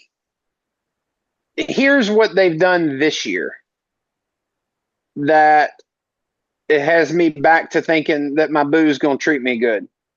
Is that Darvin Ham last year for about 20 or 30 games was living on another planet where he was just tinkering with lineups. You had a team that in about a quarter of a season or a third of a season built themselves up to a Western Conference Finals team. Yeah. And then you go into the next year and you're like, the missing piece that I have to shove into this son of a bitch like a square peg in a circle hole is Taurean Prince and Cam Reddish. If I can just get the the relationship that man had with Taurean Prince was remarkable. He's in Milwaukee now, right? Both of them, right? Yeah, they're both in Milwaukee. Yeah. Like there's something going on there, but they're like this man went to LeBron and was like, LeBron, this is year 20 of your career. We're gonna find out the right way to use you. Yeah. Yeah. I'm like, what the fuck is this dude? Get him out of here. Yeah. Like, it's like AD and LeBron were these enigmas that fell down from, Krypton, and he didn't know how to use them, and he was trying to figure it out. And Taurean Prince was the secret key that was going to unlock it all. And it was just all goofy. And my thing is this. I think, like, I have zero evidence as to how good a coach JJ Redick's going to be. Nobody has that unless they play 9-year-old basketball somewhere. 9-year-old girls basketball, I believe, is the Yeah. only previous coaching here. Yeah. Well, I think it's his son. I think it's boys basketball, 9-year-old boys basketball or whatever it is. And but one thing you do know from listening to JJ Redick's podcast is the dude loves data. Yes. And he is going to see that when the Lakers run set plays, they have higher efficiency. Yep. And rather than just putting together an and one mixtape and just letting them go out there and free ball it the entire game, he's going to have them more in set offense. He also knows that when the offense is primarily moving through AD, they're doing better. So if AD stays healthy, and even the if part, like I'm not saying there's not reasons to wonder whether AD is going to stay healthy, but like if we're going to talk about the 76ers being a contender in the East, then by damn it, I'm going to say AD is it can be relied upon in the West. And so I think you're going to see JJ feature AD more. I think you're going to see them running a set offense more. And I do think you will see by the end of the season some flashes of Dalton Connect in certain situations. That'll be a toy that JJ Redick's interested in using. He's a really good shooter, and he's a really good shooter coming off of ball screens. So I think you'll see some pin down. Is what you're saying. He's a bigger JJ Redick, and but the player who I think you're going to see take a leap this year is Austin Reeves. I think that Austin Reeves and Darvin Ham, I'm not saying they hated each other. They clearly were not on the same page. And after what you saw from Austin Reeves, that Western Conference Finals year, everybody, I like trading cards, sports cards. I collect basketball cards. People were buying up Austin Reeves cards. And, you know, the sports card collecting world. All-star potential. It was Yeah. assumed he was going to make an all-star team. Yeah. The sports card world's filled with people buying stock and shit they shouldn't be buying. The Austin Reeves craze that summer or that offseason was not an unwarranted craze.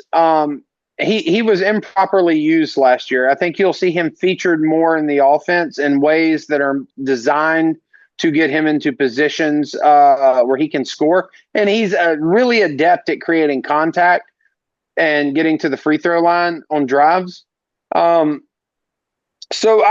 My thing with the Lakers is this.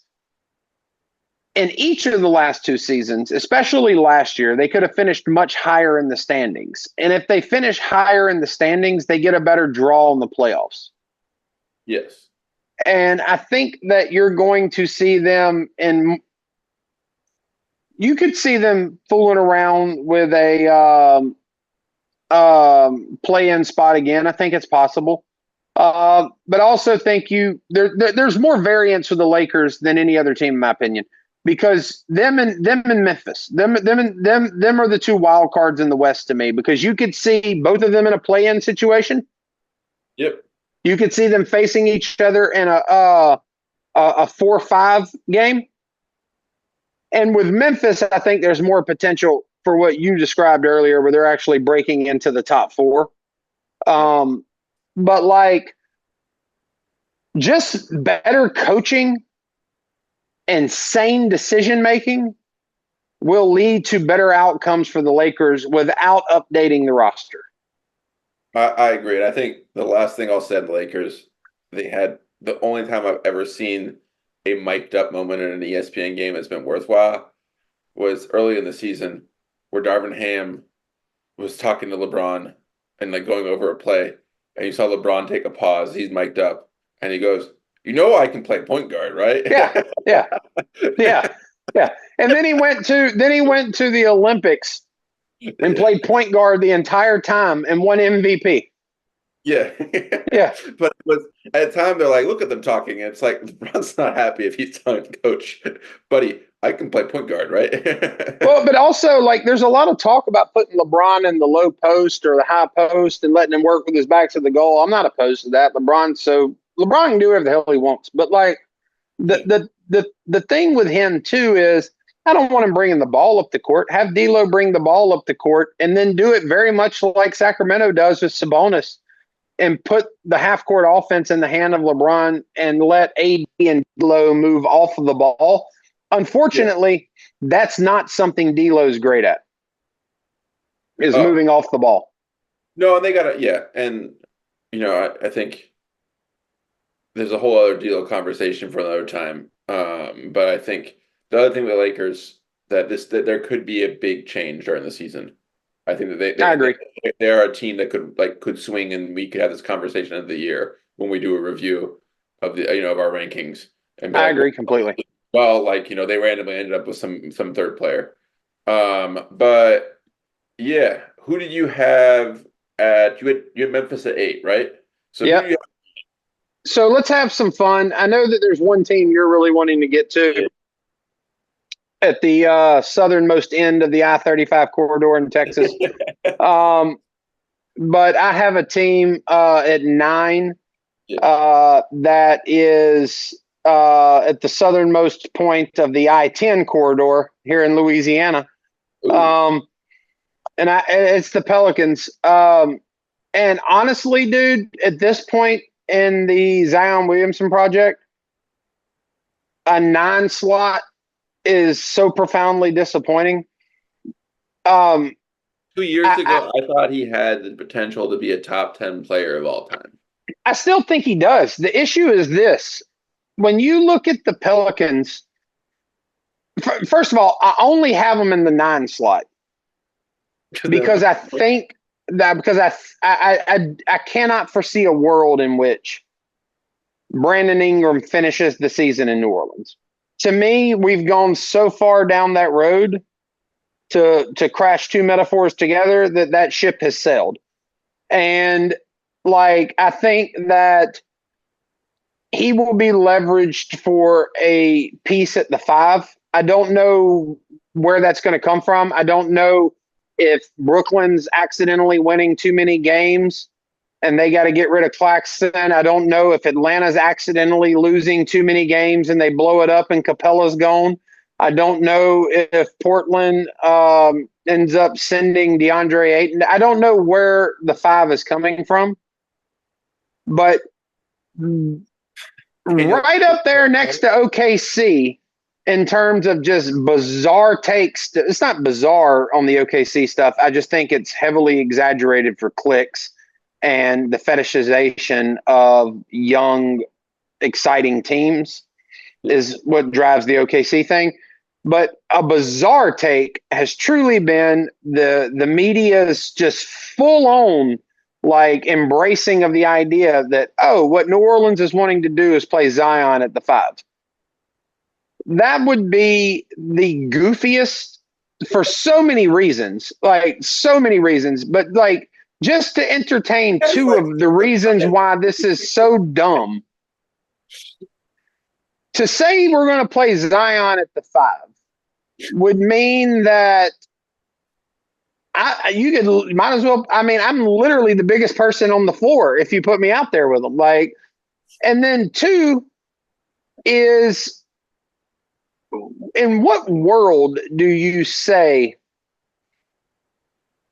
the best, so our best player, who is best when he gets the ball in his hands, he can get downhill, get speed, and get airborne, and then finish like a goddamn ballerina in midair. There's so much touch and grace once, the power's just, you don't even have, it's just unspoken. You just see how much power the guy has. It's unreal. But it's actually bizarre, how much touch he also has. His ability to get airborne and finish. By far. It's unbelievable. It's truly a marvel. But then to say what we're going to do is we're going to put that under the basket. All right. And then you might rebut me and say, well, no, we're only going to play him at the 5 on defense.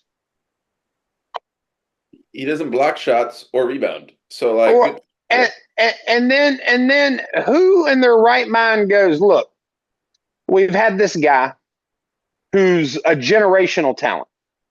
He can't stay healthy. We've got to put a plan together that puts him in a place to stay healthy all season. And our plan is we're going to have him go down there and bang with some 300-pounders under the basket. Yeah. To fight for rebounds. Yeah, we have a guy who pops the hamstring every 30 games for no apparent reason. Let's have him just beat the shit out of each other, have him go down there and wrestle Nurkic for a rebound. A guy who weighs 300 pounds and literally does one thing. Yeah. It's the most ridiculous take I've heard from anybody in the offseason. I think what really happened was the Pelicans have no interest, no desire, no plan at all to play Zion at the 5. I think they went out and got DeJounte Murray, which was a good move. I like DeJounte Murray there. And I think that the plan was like they thought like, oh, we're definitely getting rid of Brandon Ingram. We're just waiting for the right opportunity. And that opportunity never presented itself, and they got caught with their pants down. And so now they have a roster where you've got DeJounte Murray, CJ McCollum, Herb Jones, Trey Murphy, Zion Williamson, and Brandon Ingram. And you just can't put them all on the floor at the same time. And even if you could, it would be undersized for a high school team. And so, like, playing their second smallest guy, Zion at center. Because Murphy, their 3 wings are taller than him. Like, yeah, it's clear Daniel Tice or Messi. Like, and I'll say this about Messi: hyper athletic dude. He attacks the basket like he was shot out of a cannon. He can jump out the gym, all that stuff. Like, I think he's too raw. I don't think you're putting him in there to start at the 5 right now. I think Daniel Tice is going to be there. I think what's going to happen, and me and you've had this conversation, we're both big on Trey Murphy. I think we differ on where Trey Murphy is in his progression. Yes. I don't think Trey Murphy's ready to start in the NBA. I think Trey Murphy is ready for 6-man minutes for an entire season, but I don't think he's ready to start. I think the starting lineup for the Pelicans is going to be DeJounte Murray next to CJ McCollum. I think DeJounte Murray is going to, I think you will have a better point guard and a better shooting guard on the floor that way, because that CJ McCollum isn't a point guard. Yeah. And he's going to move to his natural position at the 2 guard. I think DeJounte Murray is going to provide you with some speed. I think Herb Jones is going to be at the 3, but obviously his primary role is going to be as a perimeter defender. I don't think they just can't not play Brandon Ingram because they can't have his value tank anymore. And his value is artificially below market value right now. He is a better player than he is being judged by in markets because there are too many teams in the Cooper Flag sweepstakes. Yeah.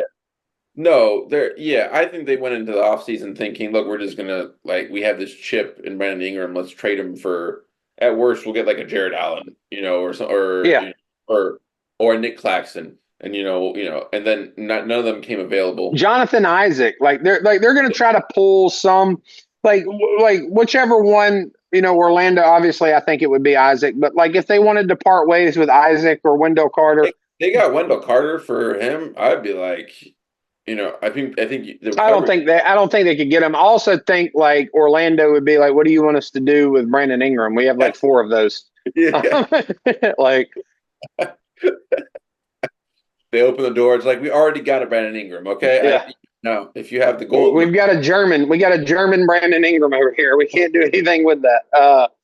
But if OKC had a German Brandon Ingram, they'd be like, send us 3 of them. Yeah. But I think they're stuck in between a rock and a hard spot with a less than ideal lineup. I think eventually that log jam will open up. They'll be able to move Brandon Ingram. But I have them at the 9 spot. I think there's a little bit of upward mobility there. Also think there's the possibility for some downward mobility because the team I have behind them is Houston, Same and I here. could see them move up too. Yeah, I actually had I had the Warriors at 9, and my comments for them is basically I said, and like I mean by that is it's a dynasty on the decline. They are at this point they have some interesting young players in Kaminga, and I guess you can put Trace Jackson Davis in there. But like and like oh, what's the name? Podziemski. But those guys like we're ascribing a lot onto their performance and like instead of just what they performed. Like Podziemski shot well as a guard and got some rebounds. He was good. And then people were like, no, I will not trade him for Lauri Markkanen because he's it's like okay good luck buddy but this team they're going to they also got like Kyle Anderson, they got Buddy Hield, they got D'Anthony Melton. They're going to get back to the first round and they're going to get bounced in the first round, and this is the thing they're going to do for the next couple of years until Steph retires. So you got them going into the play-in and winning? Yeah, probably. Sneaking out a winner here or there. I think that but it's basically the same roster as last year with like a couple interchangeable pieces. And I just don't have a lot of I'm not trying to downplay because they have been great and they defined an entire era of the NBA like few teams have, but it's over. It's over. Yeah. That's the quickest way of saying it. It's over. And so I had them at 9. I had New Orleans at 10, and then I had Rockets at 11. Yeah, I mean, I had the Rockets above the Warriors because I had the Warriors at 11. Yeah, I think the Rockets somehow have the best collection of young talent in the league without having a top young talent. Does that make sense? Like, there's no one, when you look at like who's the best young player in the league, there's no one from the Houston Rockets that's like in the top 3, put it that way. But they somehow have like 7 of the top 20 players, Yeah, but like numbers 9, 11, 13, 15, and 17 are all on the Rockets. Yeah. They dominate the all young player third team category. Like they fucking it's like the entire third all young NBA third team is Jalen Green, Jabari Smith, Alperen Sengun, Tari Eason. Yeah. Yeah.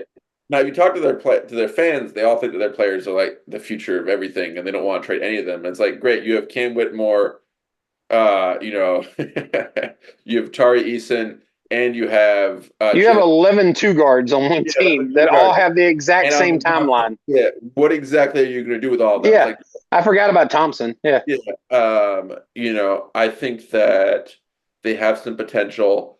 Their biggest problem is their two most. Setting aside Shepard, who I think is going to be fantastic. I think I think it was undercovered how good of a 3-point shooter he was in college. Like we treated him like he was just another one of the good guys. He shot like 53% from 3, like world class numbers. But their two best young players can clearly not play with each other, and we know that because both times that the other one has been hurt, the other guy went on a tear. Put it that way. That is, and it makes sense if you watch their style of play. They both are sort of ball dominant. They want the offense to run through them. Now they're going to have to choose. You're talking about Jabari Green and Alperen Sengun, right? Jalen Green. I'm sorry, Jalen Green and Alperen Sengun. I got Jabari and Smith confused with them. You confused Jabari Smith with now. If you did that and you gave Jalen Green, 6'10", then I would have to change my. And crazy enough, like if you let me just go in and pick any player from the Houston Rockets that I want, Jabari's who I'm taking. I want Jabari Smith. 100%. I'm a Spurs fan. If they said 3 first-round picks for Jabari Smith, I'd be like, deal, take him. It's overpay, but the Spurs are going to be good for a while. That's, theoretically, and he's the perfect player. And y'all got picks in 2094 from the Dillingham trade. Yeah. But I think that they are a team ripe for a consolidation trade. Now they've like been linked to some of the goofiest rumors ever. My favorite is the Kevin Durant, which is like great. Kevin Durant's gonna play with his grandchildren. Like these kids are younger than LeBron, like than Bronny. And they have some other weird things. They still have what's his name? The green that was like the 40-year-old green that was on Jeff Green, yeah. Old man Green's on the team. Dylan Brooks is randomly on the team, Fred VanVleet. So they have some good players. I think Ime's one of the best coaches in the league. When he's not trying to sleep with his support staff, he he produces really good results. He took a team last year before, which was so undisciplined, other NBA teams were talking about it in press conferences after games, saying these guys don't play professional basketball, and made them into a tough, gritty, competitive bunch. But Almost a play-in team. Almost a play-in team.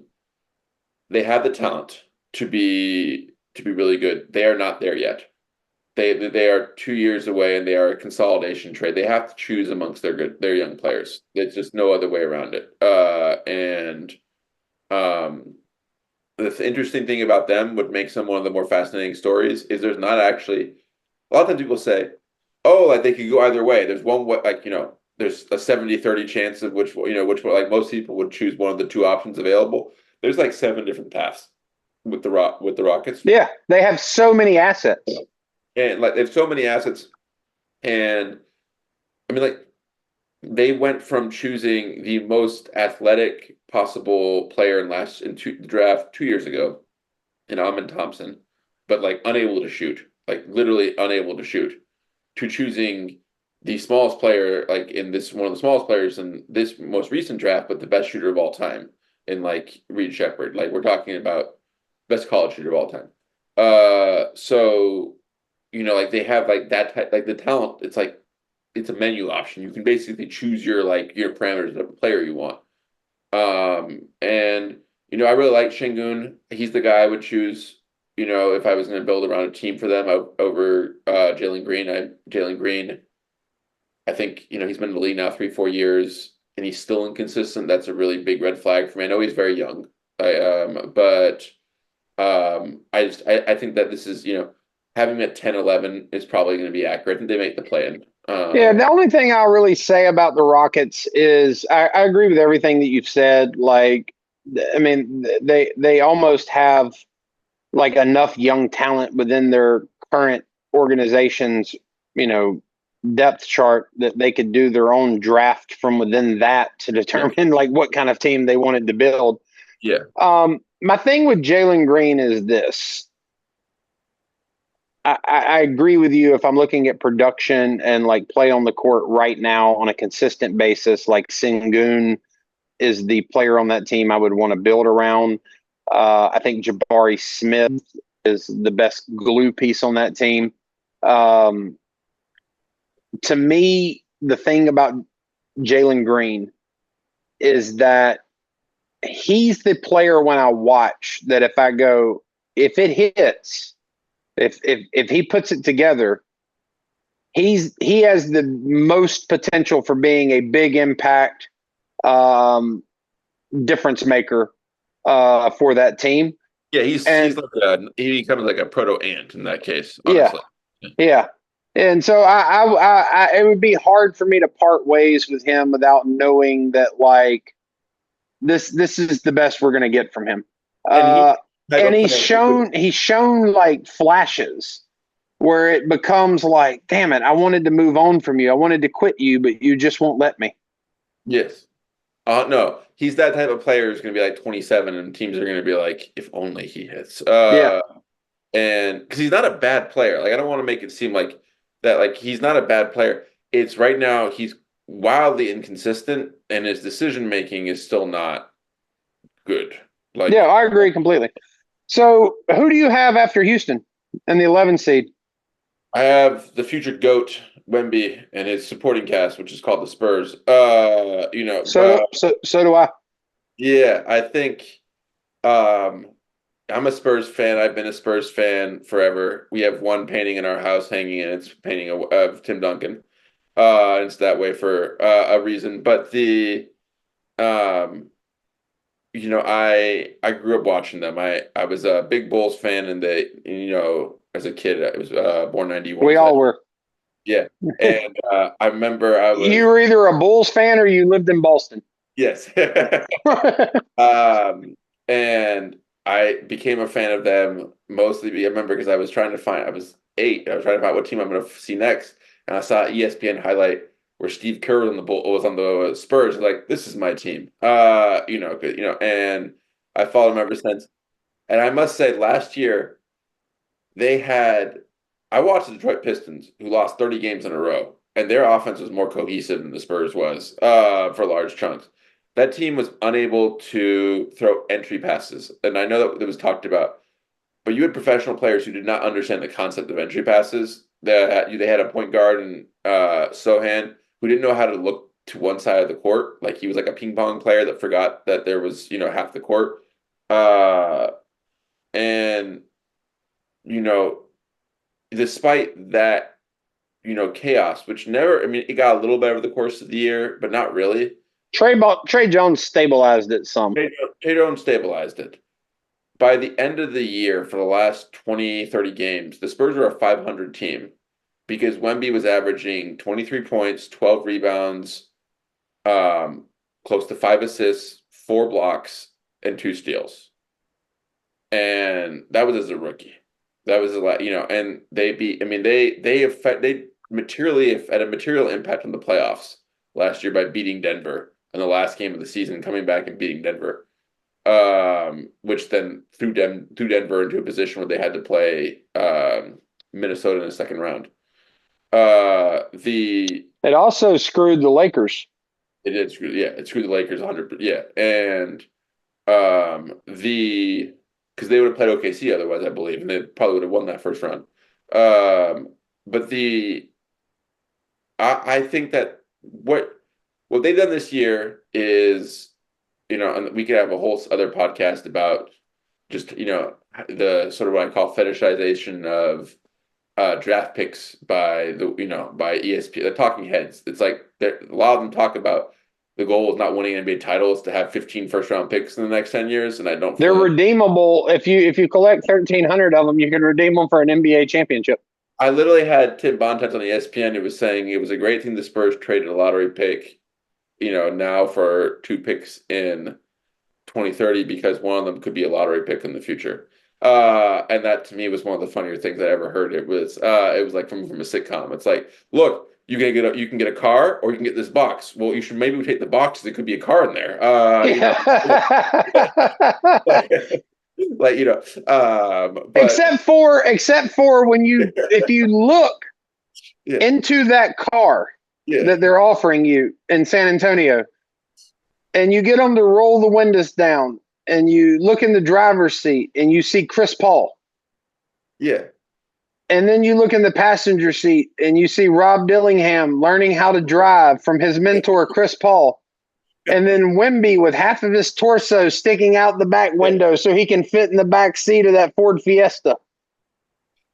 That's a vision for the future that makes more sense to me than trading for a draft pick in a draft that we don't even have like any scouting on the players that will be in it. Yes. No, it was so they did that. They wasted one lottery pick, which I felt was honestly like there's no excuse for it. And like, to me, you can say a lot of things, but the reality is the only reason they did that was I think that they didn't want to fuck up a pick and potentially anger Wemby, so they just punted it down the road. And then they said, "Oh, we got extra assets," and so that they could save face. I do like Castle, who was one of their. I like that pick. I like Castle a lot. They added adults. They added Chris Paul, who's going to run the offense. He has a history, as everyone knows, of boosting the floor of your team and teaching young players how to be professionals. He's really good at that. The Spurs had a bunch of Leroy Jenkins on their team who would just sort of charge at the opponent and like not set up an offense. And Wemby would be like, "Give me the ball, please." But that won't fly. Like Vassell's going to learn better habits. Kelvin Johnson will learn better habits. Sohan will hopefully learn like to play.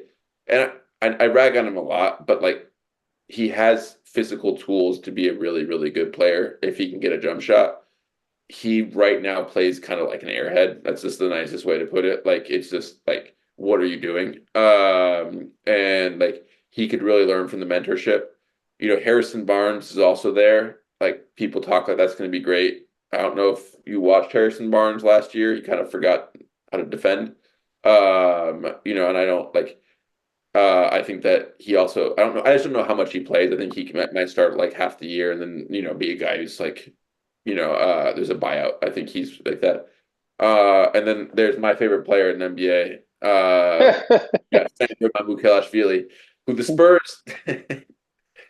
He had the funniest last year of any human being. The Spurs re-signed him like to a minimum contract.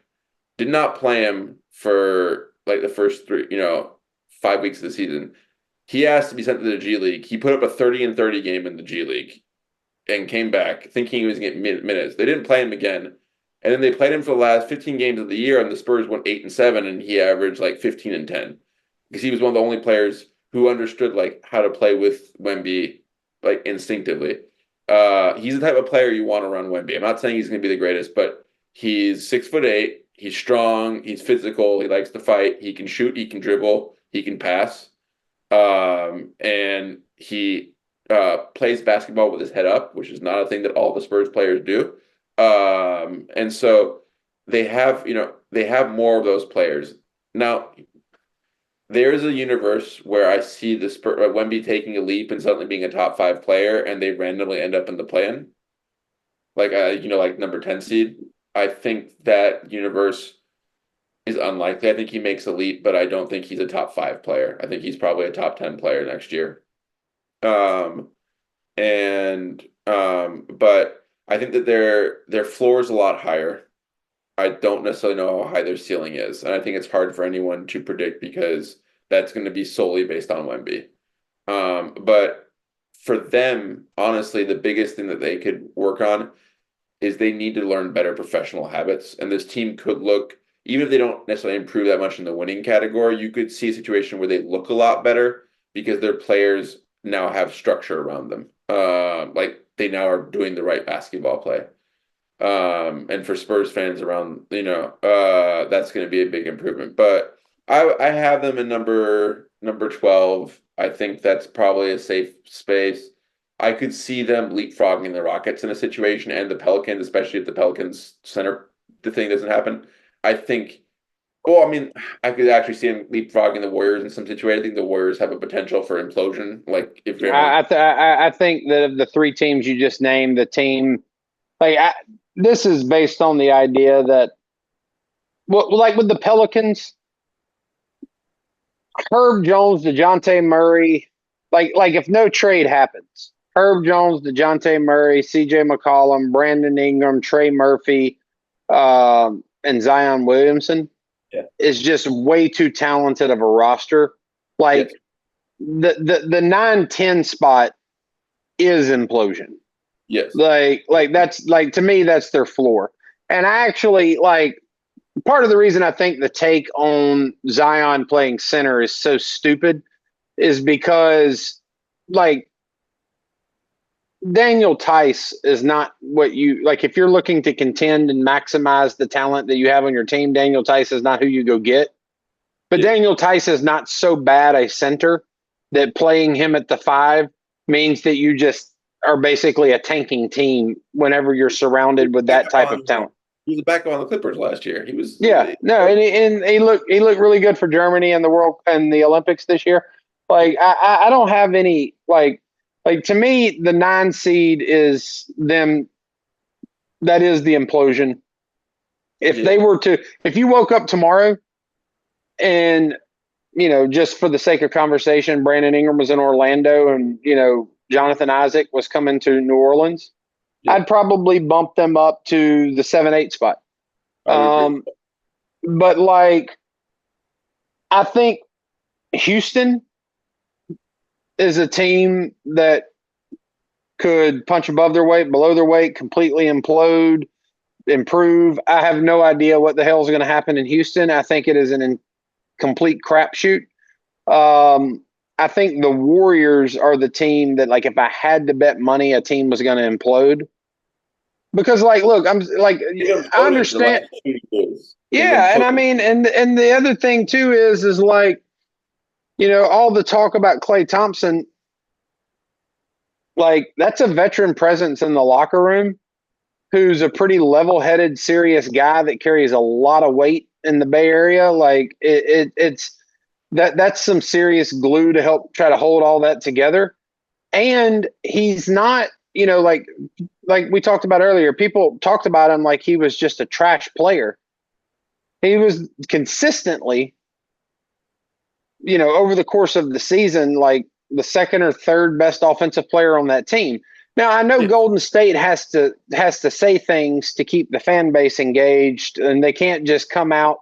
I don't know if you follow the Chicago White Sox social media team, but like they've just given up. Like it's worth a gander to just go to the Chicago White Sox Twitter page. But like they're not going to do that, right? And so they're going to tell me what they want me to hear, and they want me to hear that Brandon Podziemski is, going to be the next superstar. And I think Brandon Podziemski is going to be good. I've not seen anything from him that makes me think. I've not seen anything from him or Kuminga that make me think that we're looking at a second coming of prime Klay Thompson level production. Not that style of play. They don't play that, but that level of production. Kuminga could make a couple All-Star games. I could see that and that's like. But you could also see Kuminga never making an All-Star team. 100%. I said that's a good outcome for him, honestly. Podziemski, I would be surprised if he made one. Like, I wouldn't be like, oh my God, but like he didn't show anything last year that made me believe that. Like he made knockdown 3-pointers, grabbed some rebounds, and was a tough defender. Great. That's a really good player. Great as a young player. Like, okay, but that's not the baseline for making of an all-star. You know what I mean? Like that's not what like there are a bunch of young players that can do that. I think he's a promising player. I think he's going to be. I could see him in Golden State for a decade. But like this is like when the Knicks at one point were trying to convince people that Ronaldo Balkman was going to be a future all-star. It's like, because he hustled. It's like, okay, if that's the baseline, I should be in the NBA then. I mean, you kind of already had all this with DiVincenzo. Yeah. No, he's a worse version of what DiVincenzo was last year. DiVincenzo is a great player, but he's not an all-star. No one's saying DiVincenzo. Yeah. So I agree with you about the Spurs. I could easily see that Wemby paired with CP3 and some veteran leadership from people like Harrison Barnes, Devin Vassell, who I'm really big on. Like, I could see him taking another step. Sohan, I could see him. Like, I like Sohan. I particularly like him as a defender. I don't think he's the Luka killer he's been branded to be, but like I think that that one game where Luka shot really poorly. and I think like I like Castle. I think they've got some pieces there where, like, absolutely them as a play-in team makes total sense to me. I could even see them winning a play-in game depending on who they got paired up with. Really, the remaining teams on this list are not worth talking about, with one exception. Yes. What team do you have next? I think we probably have the same team. I got Clippers, Jazz, Blazers. That's same exact order. The only one of those two teams that are worth talking about to me are the Clippers. Yes, the Jazz and the Blazers. Lauri Markkanen, I'm sorry that you're being held hostage. We wish you well. Well, I mean, where is he from? Finland? Finland. Yeah, it's not. I was gonna say he had Stockholm syndrome. It sounded like he wanted to be. Like he wanted to be in Utah. But I think that there's not much to say about them. They're I'm curious to see what becomes of Keon George. I like him. There was a brief stint last year where my 9-year-old son said that was his favorite player in the league, which I thought was an interesting snatch for. Jump in the air with no plan. That was what I'm like. He would do that, and then he would see him like, "What's over here? What's over here? Oh shit!" I like him. I think there's some potential there. I'd like to see where it goes. Marketing's obviously good. That team's not going to do anything. They will not be a play-in team. Portland. If Portland's listening to this podcast, I'd love for them to come on and explain what they're doing. I don't know. Like, I don't have much to say other than just, I feel less sorry for Jeremy Grant. He's being paid handsomely to be there. For 5 years, man. That's the best part. Signing for a 5-year contract. But just trade Anthony Simons. He's a good ball player who wants to win and can be a valuable piece for a lot of teams in the NBA. I'd love to see him get out of there. Nothing will help you. A single philosophy. They're allowed one wing per team, and that wing must be your trade chip. Everyone else must be duplicative, including trading for DeAndre Ayton and drafting a center with pick the next draft. Yeah. Why? No one knows, but we just did that. Okay. And then, drafting a point guard number 2 overall and then trading for 3 other point guards. Yeah. They also have Robert Williams as the third backup center, who they're just not going to be able to play. So, like, they're not going to ever be able to trade him. Because you need 3 high quality centers. That's everyone says that. Like, they're like holding him hostage for like. I think like the sad thing for Anthony Simons is that like it looked like if he was tuning in to draft night 2 years ago and he saw them take Scoot, like you would probably think he would have been like, damn it, like they're going to draft another point guard. And it's like, nope, that's not his reaction. His reaction was like he sees light at the end of the tunnel. It's like that light coming over my head. Like it just starts to like, and then Scoot shows no signs of being what they wanted him to be. And it looks like the Anthony Simons era in Portland's going to be longer than he wanted. But like, he's the type of player that like, if you could figure out some way to get him on the Lakers. Yeah. Oh, that's a big deal. Like, I really like Simons. I saw him play in New Orleans a couple years ago. I think he's great. It's just, he's just in basketball hell. Scoot that was a rough first year. That was rough. It was really rough. What do you got to say about the Clippers?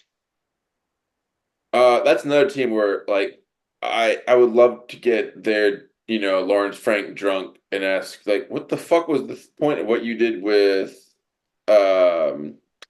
what's his name, the guy, Paul George?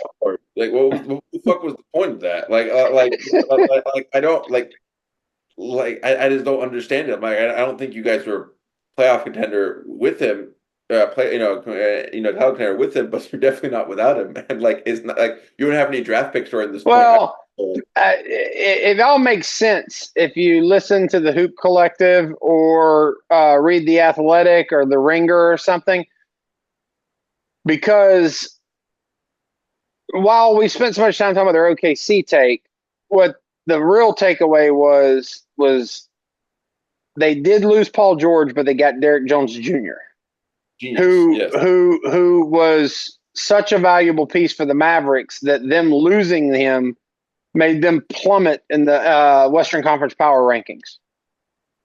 Yeah.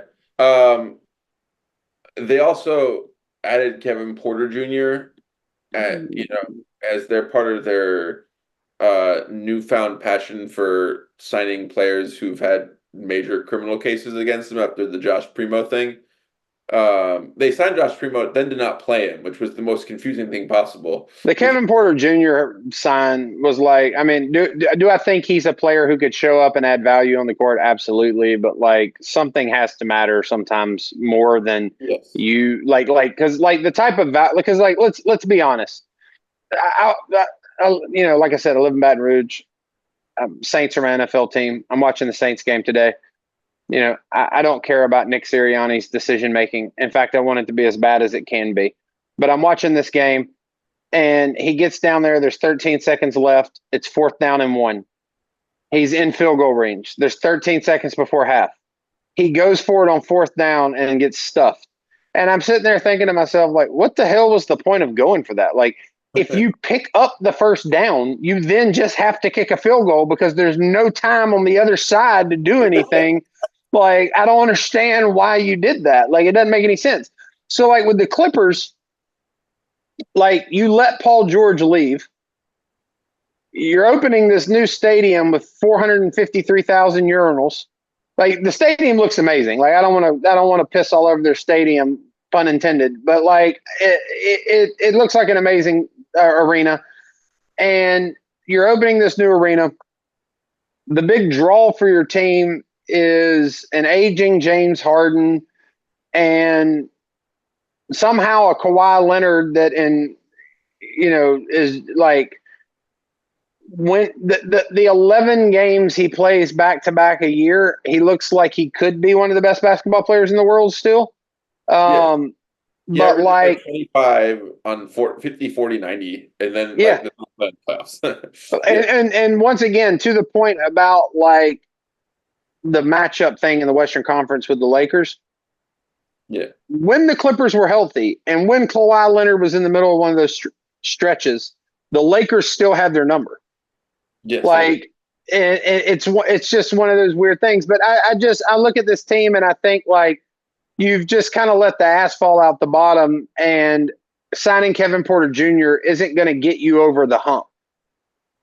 It's just a bad look that adds marginal value to your team, and I don't get it. And let's be clear, not just the domestic violence incident, which that's the problem with him. He's been I not want to use this word. He's been a head case in the league. He's been a problem since he walked in the league.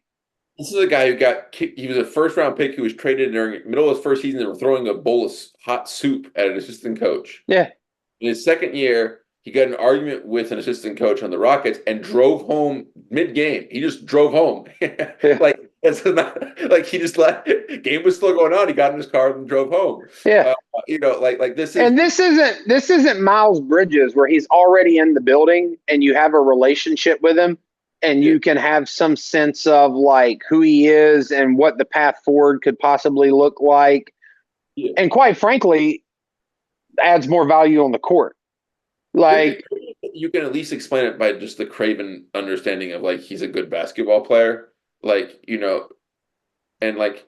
But you can also explain it with the fact that like you know him and you have a relationship with him. He's already there. Like you're not going out and getting this. Yes, 100%. And so like, and it's not like it's not like they're desperate for a point guard. You know what I mean? Like that's the other thing, which is like you're adding a guy who's going to be a backup. Yeah. Garden. Like what are we doing? Yeah. They have some interesting players like Zubac. Zubac, I think, is the most underrated center in the league. Not because I think he's an all-star, but because he is internally consistent as a 10 and 10, a double-double machine.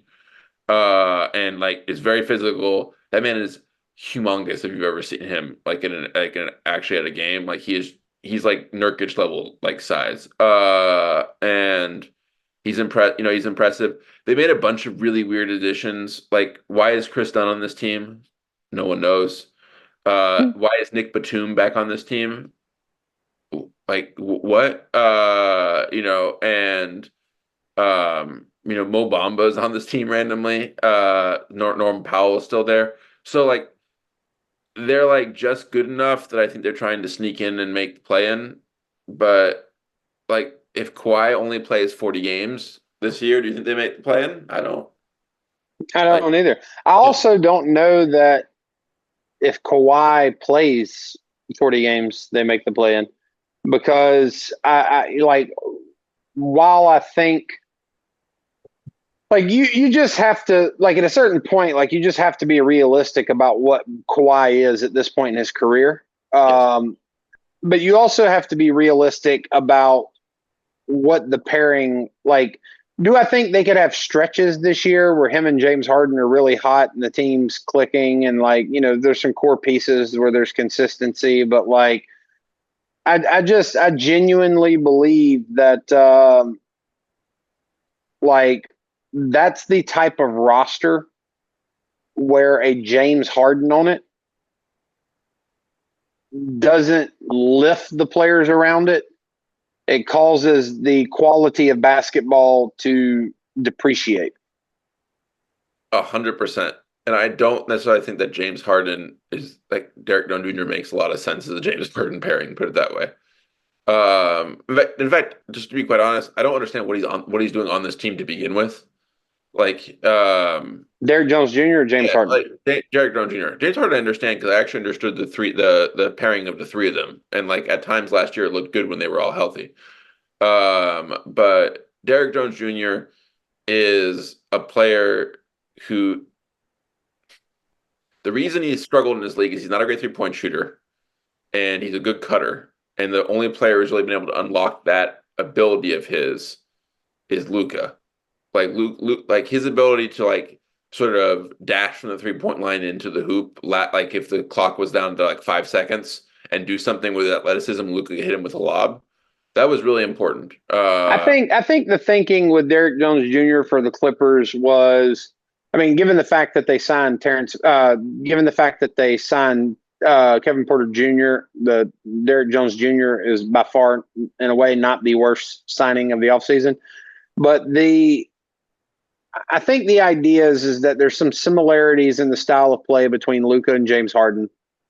I think James Harden's a good passer. I don't think he's anywhere near on the level of Luka with that kind of stuff. I mean, if you remember last year, one of the highlights for the Mavericks during the season was a full court alley-oop to Derek Jones Jr. Yes. From Luka. Like we're talking about a level of court vision and passing ability that may be unrivaled in the history of the league. And James Harden is really good, but he passing, but not that. I think that the Clippers got a first row seat to Derek Jones Jr.'s best playoff series. Yes. Where he demonstrated, like, one of his great assets is as a primary defender on your best ball handler. Yep. He's quick. He's athletic. I think he can serve in that role. I think Harden can unlock some of Derek Jones Jr.'s athleticism, or not. He didn't need to unlock the athleticism, but he can utilize it in a way that benefits the Clippers. But I don't see it as being like a big difference maker, I guess is the point that I would make. Like, I look at the Clippers, and the way I have my power rankings broke up is basically, I think that how the regular season ends, those top 4 teams, Dallas, Minnesota, Denver, OKC, I'm not going to be overly surprised if at the end of the regular season, those 4 teams finish in any order of that 4. If OKC finished 1, Dallas finished 2, Denver 3, Minnesota 4, or flip it all upside down, it wouldn't surprise me. The Suns, the Kings, the Lakers, and Memphis is the next group of 4 for me. And I think that I could easily see that group flip to where it's Memphis, the Kings, the Suns, the Lakers. I feel like Memphis is either going to be towards the bottom of that group or the top of that group. Like that's the volatility with that team. And they're the only one I think could break into that top 4. The Pelicans, outside of making some kind of move, I don't really see climbing much. If they make a move, obviously that has to be reevaluated. The Houston, Spurs, Warriors bunch, there's a little bit of volatility. You can rearrange that group. I don't see the Clippers breaking into any of it. Yep. It's different than the Jazz and the Blazers, though. And it's weird. Like, I just think that the gap between the Clippers at the 12 spot and then the Jazz and the Blazers at 13 and 14, I think there will be a nice little cushion between the Clippers and the Jazz and the Blazers. Yep. But I think the ceiling for the Clippers is probably somewhere around 10, 11. Yeah, I think that's 100% it. I could, if you asked me to like randomly choose a record, 35 and 47. So let me ask this question. I mean, we're getting to where it's 1 a.m. your time. Yeah. This is like this first episode of the King of the Court podcast has been a doozy. Yeah. But I'll close with asking you this one question, which could potentially lead to a hot take. Yeah. Are the Clippers bad enough this year that it starts to make sense to tank and trade off big assets and start over? Problem with that is OKC owns their picks. So I think that was the thing that made to me that leads the Paul George thing to be more perplexing. They don't have draft picks.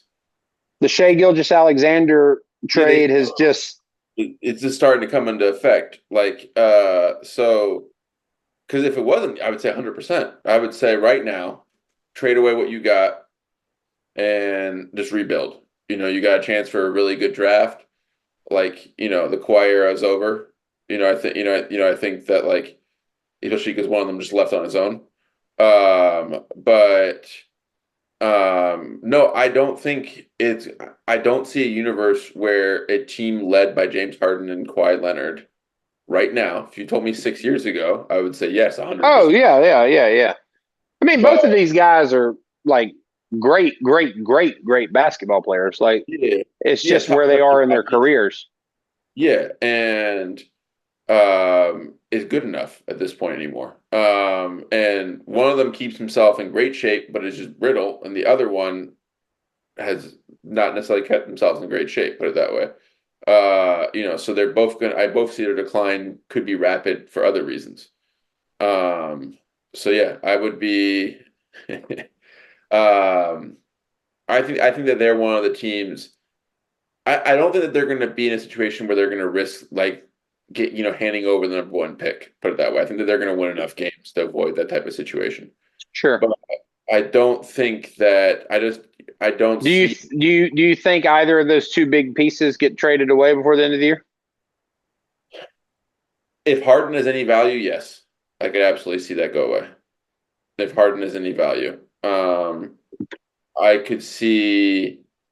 The reason I say I could actually, honestly, there's a universe where both could go away. I don't think it's likely, to be clear. But if there's a team if a team is willing to give up like good young players and big draft picks for Kawhi, like I don't see why like the Clippers would be like, no, we must have him finish his career here. I don't I don't see that at all. Strangely, there's actually not like it's one of those things where Kawhi doesn't get the rap KD does. Yeah. But neither one of them like really have a home.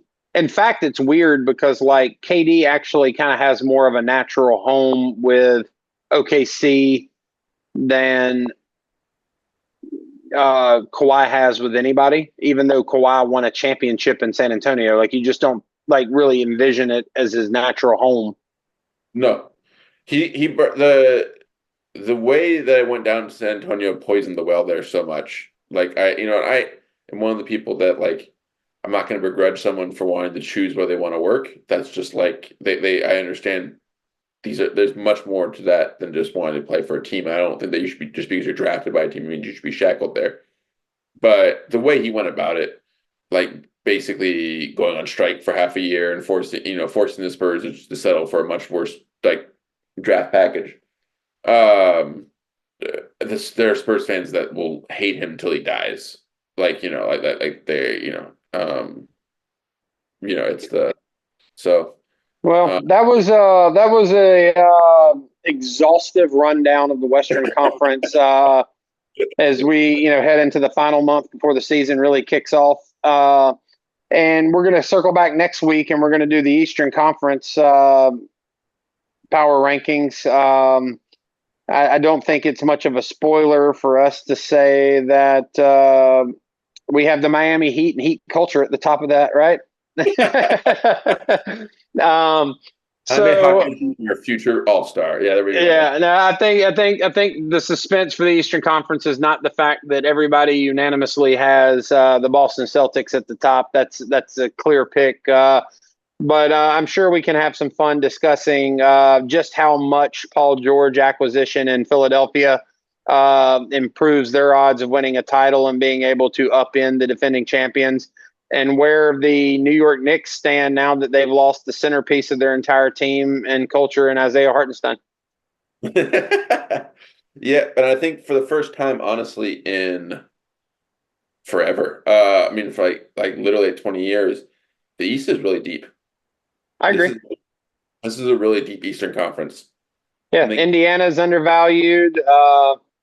And like I mean, I have no compunction. I don't want to spend too much time or give too much away, and we've done an awful lot. But like I have no problem saying like Boston's in a class of their own in the East, but Boston.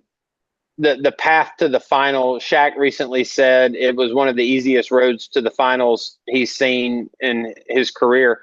In the Eastern Conference. And I think just the injuries, like I think there's something to what he said. Like there was just so many injuries that depleted teams in the East. I don't think that would have changed who got to the finals last year, but it'll be a much more interesting Eastern Conference playoff next year than it was this year. That's for sure. absolutely. So, all right. Well, we appreciate everybody tuning in to the first episode of the King of the Court podcast, and we'll see y'all next week. All right, peace.